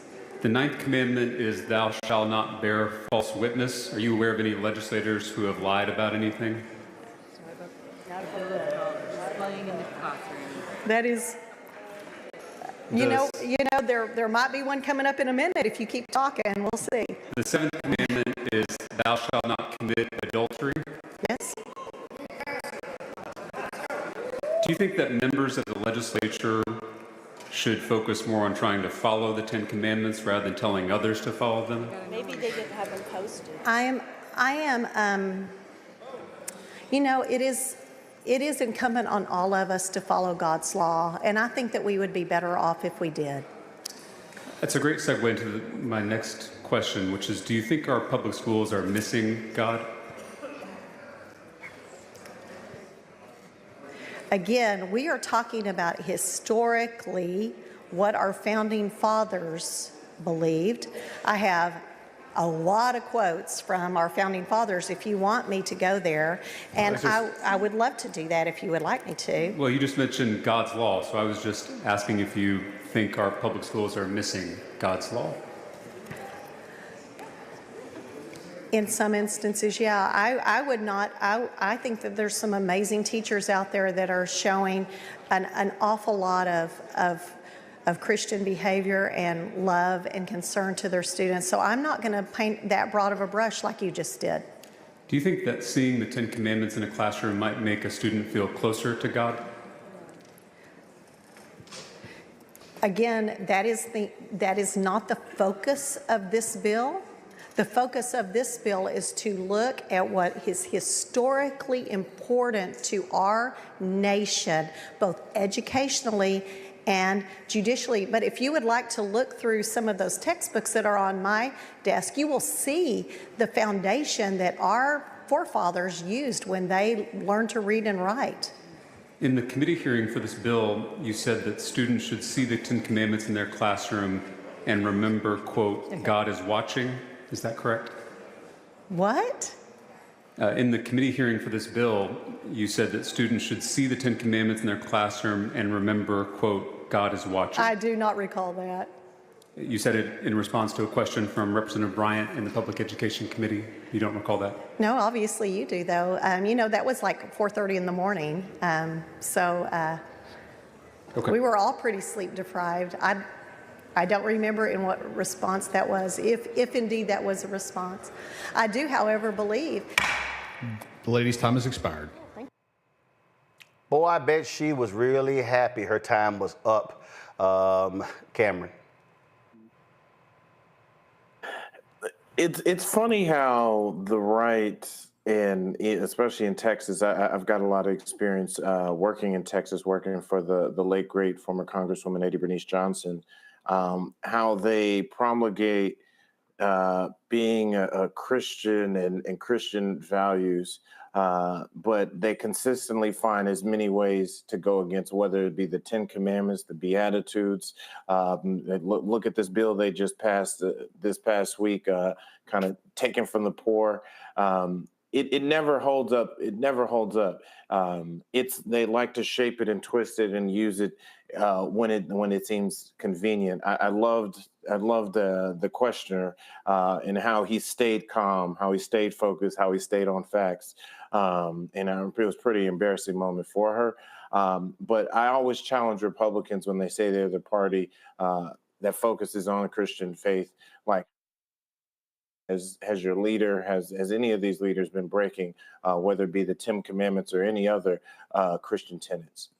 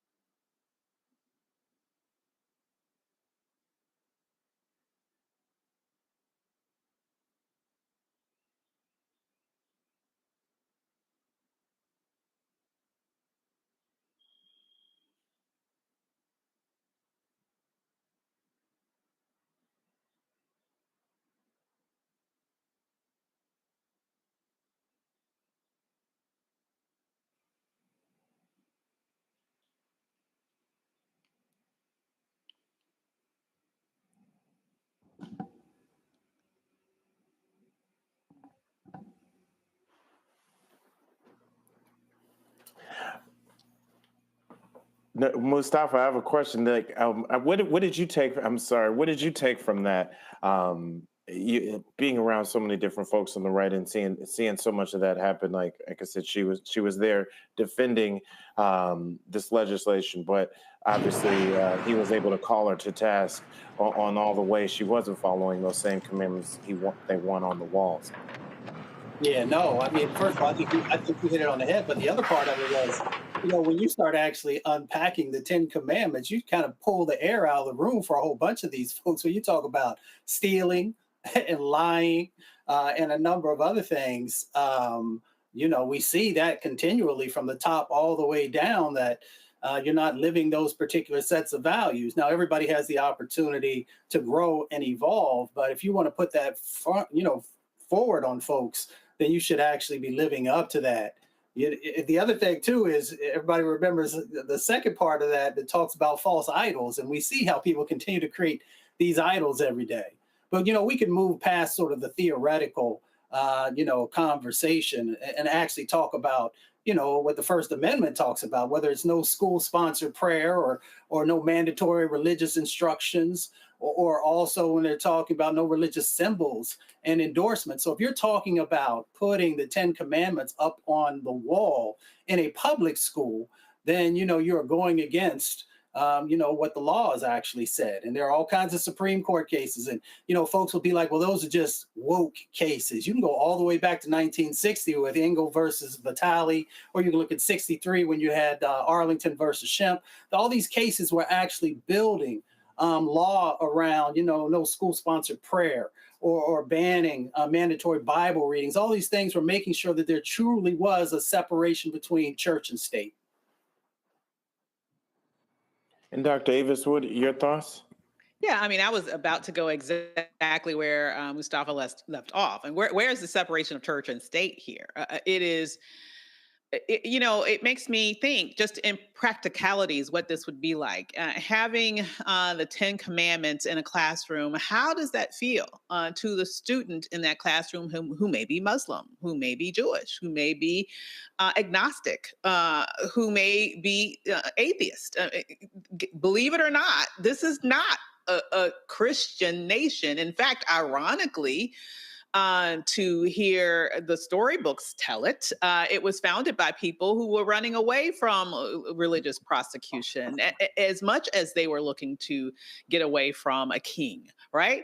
And so to have the Republican Party in its typical hypocritical way in which they seem to live their lives in every way humanly possible as do what I say, not what I do. This is another example of it, where they are once again sitting here in real time, as was brought out through that conversation, working during the Sabbath, at a point in which they wanted to say, hey, we want to elevate the 10 Commandments that says don't work through the Sabbath. And the others, the way that questioner really teased out the other contradictions around lying, around adultery. I mean, he could have been very petty with that, but you could tell with his allusion to it and her response to it, she knew that people in that room were guilty of all the things that he was pointing out. And so once again, it's a banner and hypocrisy, but at the same time, just in terms of practically how it would show up in the lives of those teachers and of the students in those classrooms. It actually and very clearly elevates one religion over the other, which is specifically something that our Constitution prohibits. I think the other point of this showcases, especially in a place like Texas. Oh, I'm sorry. Did we get you rolling? Theocracy. What they want a theocracy. That's what they absolutely want. They want a theocracy. It's pure and simple. And so we'll see what's going on. So, all right, we're going to do this here. We're going to go to a quick break. When we come back, we're going to show you our new production vehicle. Of course, y'all remember what happened 3 years ago. And so we're going to tell you how we broadcast nationally, how we're going to be doing it. So that's next on Roland Martin Unfiltered on the Black Star Network.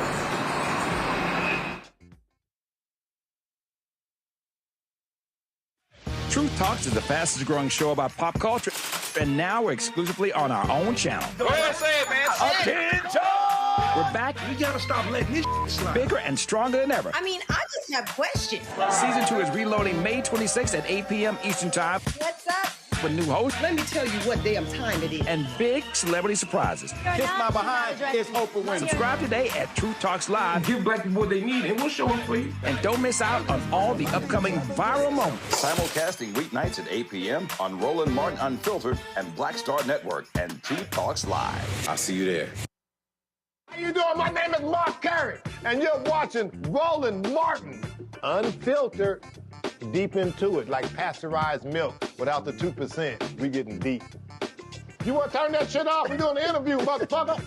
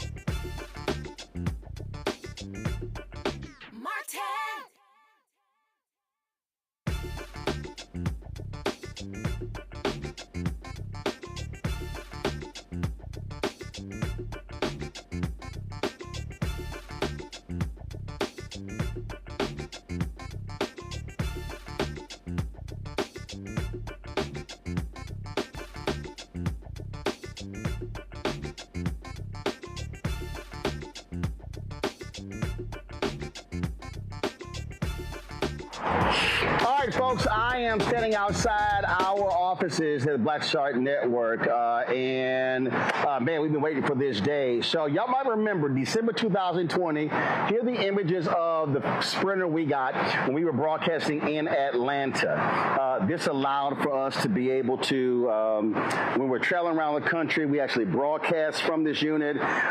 We did marches and parades. I mean, we covered live events. We broadcast from, Georgia, North Carolina, all over. Then in July 2022, this happened. Deshaun Smith, our driver, was traveling back from Essence, and this guy was playing road games, swerved in front of our sprinter. It rolled 7 times, and it was completely totaled. Deshaun walked out of the front window. Praise the Lord that he was not seriously injured.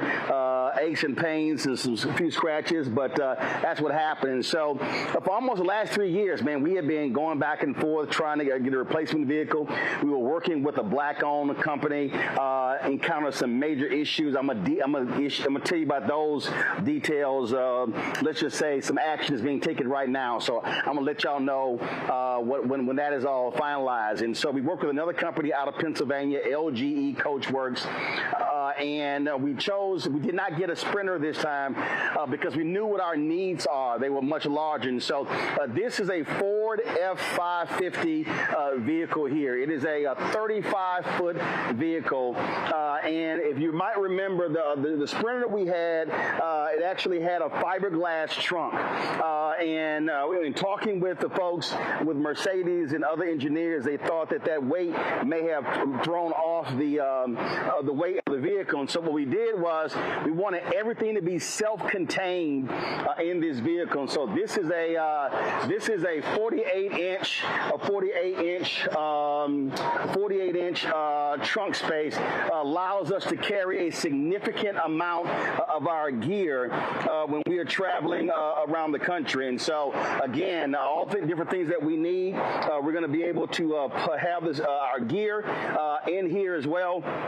Again, there's a lot of stuff that we carry. People don't realize this, but there's a lot of stuff that we're able to do. And so we have this here. And so let me go ahead and close this here. And so then our cabin space is important because you got to understand in terms of how we broadcast. So for instance, when we did we were in Tulsa for the 100th anniversary of the race riot, we were broadcasting a march. And so we actually had cameras mounted on the outside of the vehicle that was connected to our setup on the inside. That's how we would do that. And so now with some new technology, we're able to do some different stuff with the technology. And so let's go inside so you can understand what now we are able to do. And so we've got a couple of cameras on here. I'm going to be working with another camera. We're going to have cameras installed all on the outside, so if that accident happens again, we'll be able to record exactly what happened. And so once we then we're going to go inside the vehicle here again, which allows us to be able to so we come in, we're going to come in here. And so let's see, go that way. I'm gonna close this. So I'm having this. Come on. There's a button I'm actually having added, which allows us to be able to close this right here. So let me just close that. Allow piercing. And so when we're in here, y'all, so I'm gonna come back here. I'm gonna turn the lights on. And so just so you can understand, this is a larger vehicle than what we had last time. And so the way we did it this way is that the ability for us to be able to actually do interviews from inside of here. And then when we're actually broadcasting, we could do a one-on-one interview. We could put our show logo up here in the television as well. We got a second TV right here. We can actually mount cameras on both sides of me right here. We can have a camera in front. We have also a railing up here in here as well. So obviously when the vehicle is moving, you can actually mount cameras up there as well, so he would have that particular shot. Then it also gives us the lighting is also different. So right now, you say, let's just kill that light, kill both of these lights. So no, turn your light off on top of the camera. Kill that light too. Turn it off completely. So allows us to set the mood. So this is how it looks in here, just natural lighting. And so when we kill this light right here, then all of a sudden you have this is called overhead lighting. That's what this lighting right here is. And then we have what is called, I'm gonna kill that light, called mood lighting. So you see how it allows us to be able to light all the lighting down here. Then we have what is called the next lighting here. I can kill that one. So now you see how we can now change the lighting in here to suit our needs. Then if we want to have indirect lighting, so that's the lighting basically on the outside right here. Then of course, if we really want to get creative, and then we want complete color in here, then we're able to change the lighting. So again, depending upon what we're shooting, what we're working on, we can change all of the lighting we have here. And so this is what the vehicle allows us to do. We got Bluetooth here.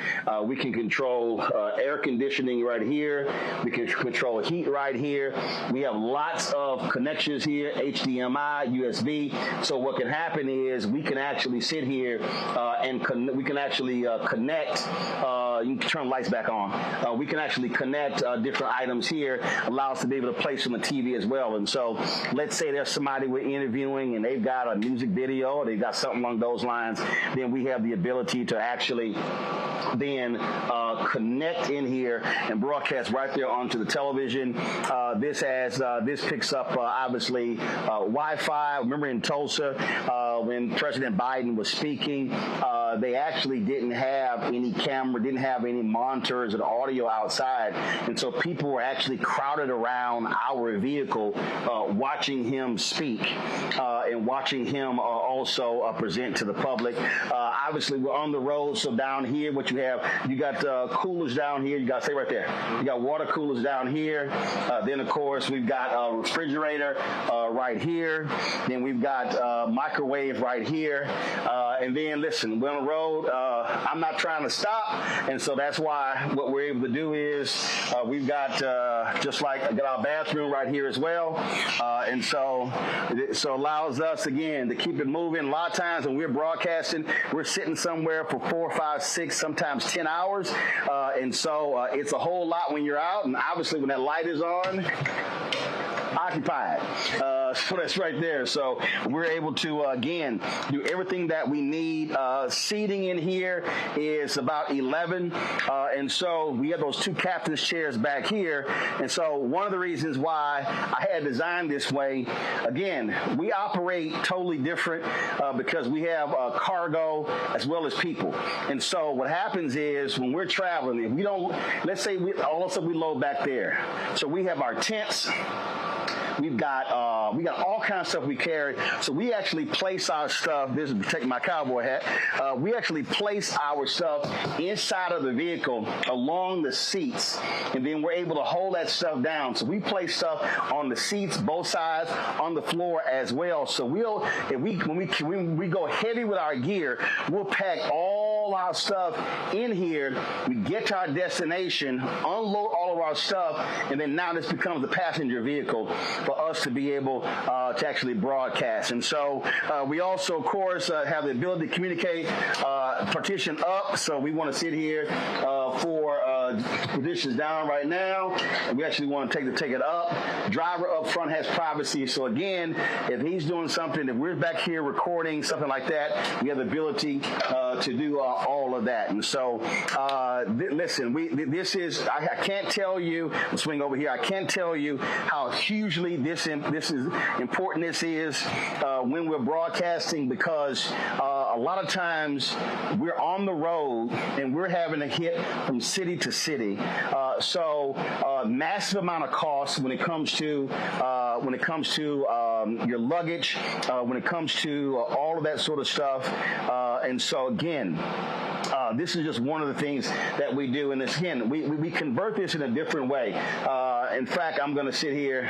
So to the control room, I'm going to sit here and send y'all this video. Because if you want to understand how we do this, again, we think a lot different. We think multi-use with the vehicle. We think different ways in which we are to broadcast. And so the video to the control room, y'all check Group Me videos uploading. So what happens is when we're broadcasting, we can actually set up card table in here. We can actually set up our equipment. We can run our cables through the emergency exit right here. So we actually mount cameras on the outside of this vehicle, or we can run cabling along all the time. So all of a sudden, this becomes, in essence, broadcast central. And so what then happens is we can broadcast from inside of here. Everything's controlled in here. And then once we're done, then we simply pack it up and then put away. And then now we can travel. And so that's just sort of how we operate.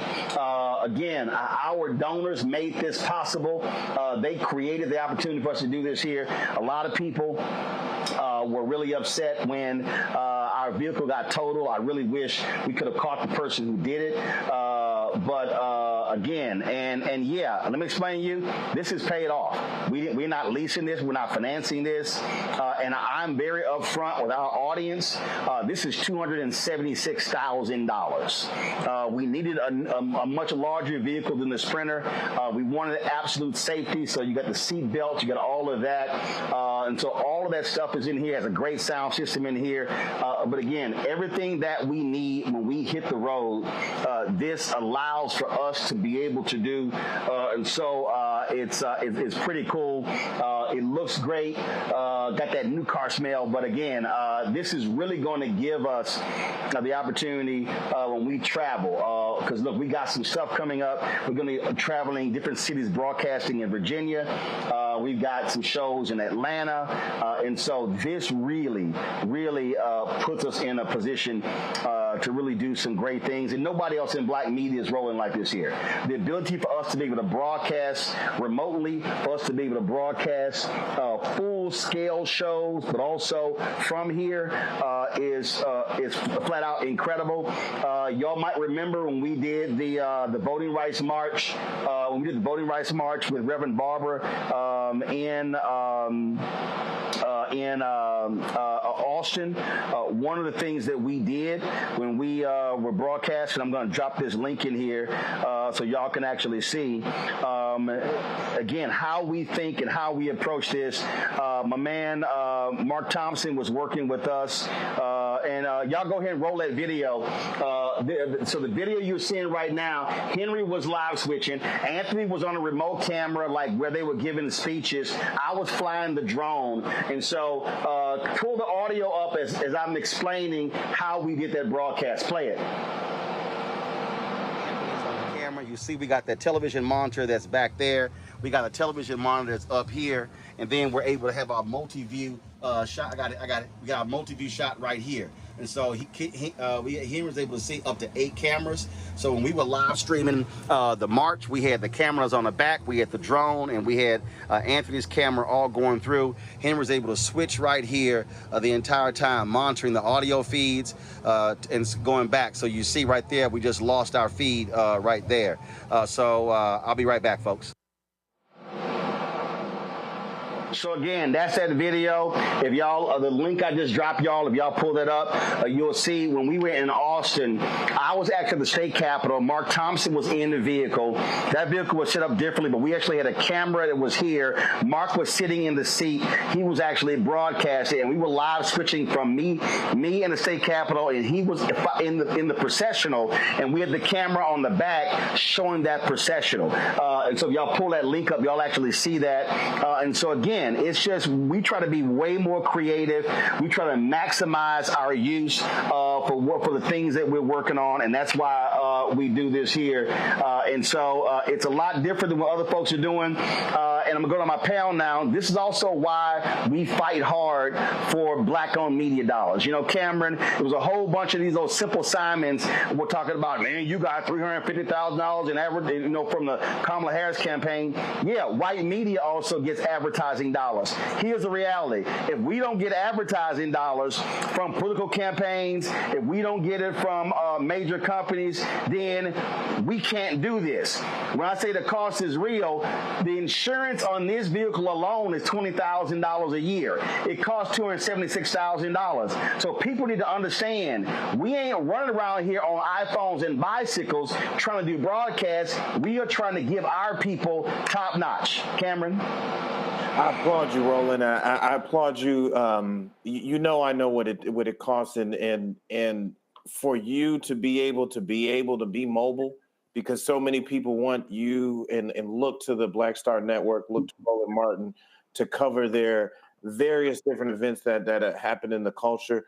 You got to be mobile. You got to move your team around. So I applaud you, my brother, to be able to see that. I can't wait to knock on the van. And now that I know you're mobile, when I'm pitching some of my clients, now you can't. I don't need any more excuses about getting some of my interviews. They can hop right in one of those captain chairs.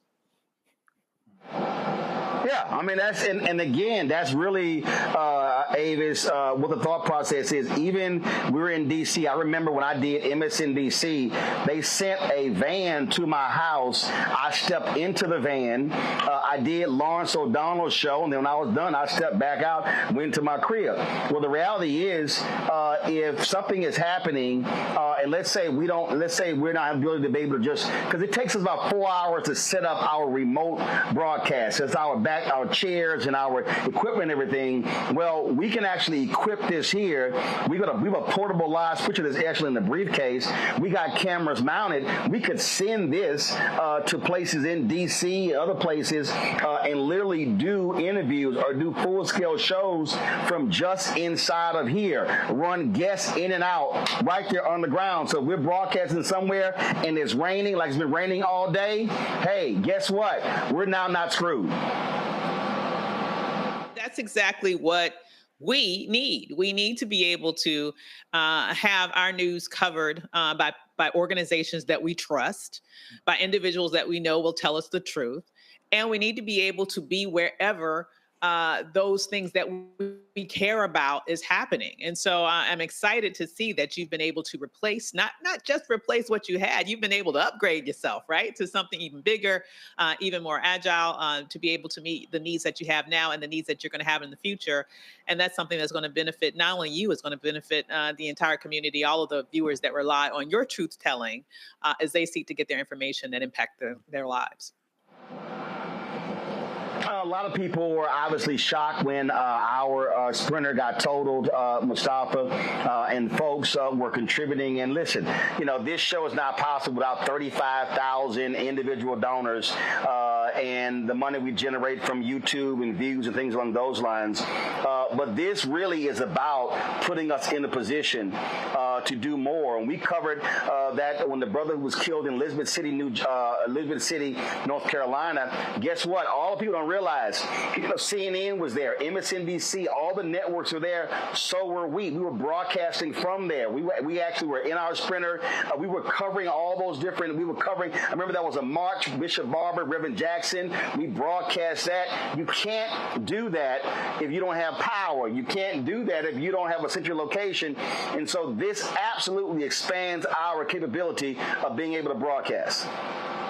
You know, my auntie, she has this quote. She says, show up where you are needed, when you are needed. That's purpose unfolding. So, you know, through those donations that people have made, you know, it has been the unfolding of being able to, you know, make these investments. And these investments are for our people. They're for our communities. They're to make sure that our stories are being told.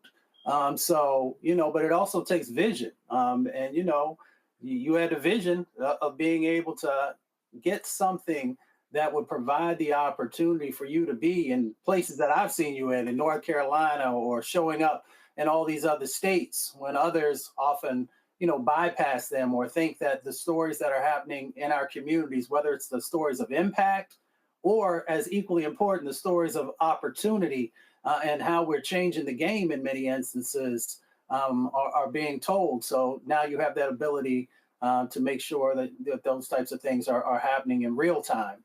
So congratulations to you, but also congratulations to everybody who continues to invest into the Black Star Network, because you're investing in culture, you're investing in our people, and you're investing in our future. So again, so one of the reasons why I am so transparent with what we do with our dollars is because people need to actually see what's real. Listen, what's on Terrell's back is a live view unit, LU800. That is a top of the live streaming unit. Every network, every local station, they have that same one. There's not one better. If it is, we would have it. We own two of those. Those are $20,000 each. Plus, you're paying a monthly fee for the wireless coverage to be able to broadcast. And so when you talk about our studio, we're doing right now $40,000 IT upgrade in our studio. We're doing a $70,000 lighting upgrade in our studio as well. We just signed a new 8-year lease where we're located, and guess what? That rent's going up $7,000 per month. And so expenses are real. But I say this because when people contribute, when people are sending $1, $5, $10, $25, $50. I've had some people send $100 every single month since we've launched. We had a woman in January who sent us 10 $1,000 money orders. The smallest donation we've gotten is $1. The largest donation we've gotten is $30,000. We don't have millionaires and billionaires cutting us checks.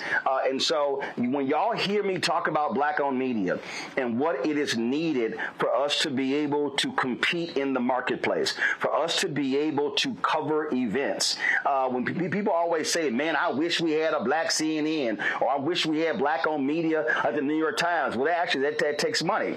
So when we're knocking down these barriers with Urban Edge Network and targeting these ad agencies like Group M and Publicis and Horizon and WPP and Omnicom and OMD and all these people, we're doing that because this cannot happen. We should have 5 of these. We want to be able to have crews all over the country, centrally located, to cover different things. That is what is required. Unfortunately, we're not seeing that, and we're begging somebody else to cover our story, and I don't want us to be in that position. Listen, there's an office that's been empty right next door to me. Okay, I would love to be able to hire 8 writers and put them in that office and 2 editors. Okay, but that's going to be another $2.5 to $3 million a year to pay for all of that staff. And so when y'all see us call these companies out and these ad agencies out, this right here is why we're doing it, because you can't spend $300,000 on something like this here and then still be operating every single month, paying staff and interns and stuff along those lines. And so that's why I'm very upfront about what we're doing, because all that is critical. And so I know I went over time. Truth Talks, they're already live. We're going to send y'all to them over there. But I wanted to show y'all the next phase of the Black Star Network and what we're doing. We shot a business pilot show a couple of weeks ago. We're looking at a health show. So we're really looking to expand. So by our 7th anniversary of September 4th, 2018, we don't want to look anything how we look when we actually started. And so we appreciate every single one of y'all who gave money to make us purchasing this vehicle possible. We absolutely appreciate it. Let me thank Cameron. Let me thank Avis. Let me thank Mustafa. I appreciate y'all. Don't forget, if you are not a donor to the Black Star Network, if you don't support this show, then when you say, well, why don't we have this and have that? Well, because you don't support.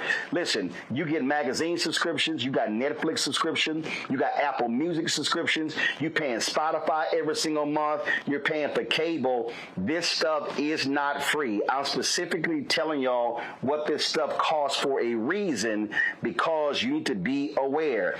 Staff is not free. Okay, equipment not free, light not free. Our fiber in our office costs us almost $2,500 a month. That ain't no regular Wi-Fi, y'all. You paying $39.99 at your house, and so all that matters. So if you want to join our Bring the Funk fan club, you want to give me a Cash App, use the Stripe QR code. You see it right here on your screen. If you're listening, go to blackstarnetwork.com or RolandMartinUnfiltered.com to check it out. You want to see your checking money order, make it payable to Roland Martin Unfiltered. That's for banking purposes, but it supports the entire network. P.O. Box 57196, Washington, D.C. 2003 7-0196. PayPal, R. Martin Unfiltered, Venmo, RM Unfiltered, Zelle, Roland at RolandSMartin.com, Roland at RolandMartinUnfiltered.com. Download the Black Star Network app, Apple phone, Android phone, Apple TV, Android TV, Roku, Amazon Fire TV, Xbox One, Samsung Smart TV. Be sure to get a copy of my book, White Fear, How the Browning of America is Making White Folks Lose Their Minds. Available at bookstores nationwide, online. Get the audio version on Audible. The proceeds of that comes right back into the show. And don't forget to get our swag, shirts like this right here, the zip up that I'm wearing, other t-shirts that we have as well, hats and mugs and wall art and posters, you name it. Go to RolandMartin.creator-spring.com, RolandMartin.creator-spring.com. Guys, y'all have the graphic with ShopBlackStarNetwork.com. Support the black-owned businesses that are in our online marketplace. Go to ShopBlackStarNetwork.com for that. And don't forget to download the app Fanbase, and you want to donate as part of the raise, go to StarEngine.com/fanbase. Folks, that's it. Tomorrow we'll pay tribute to Congressman Charlie Rangel, my alpha brother. He passed away yesterday at the age of 94. We will remember him on our show tomorrow. Folks, that's it. Sending you all over to True Talks. It's airing right now on the Black Star Network. I'll see y'all tomorrow. Holla!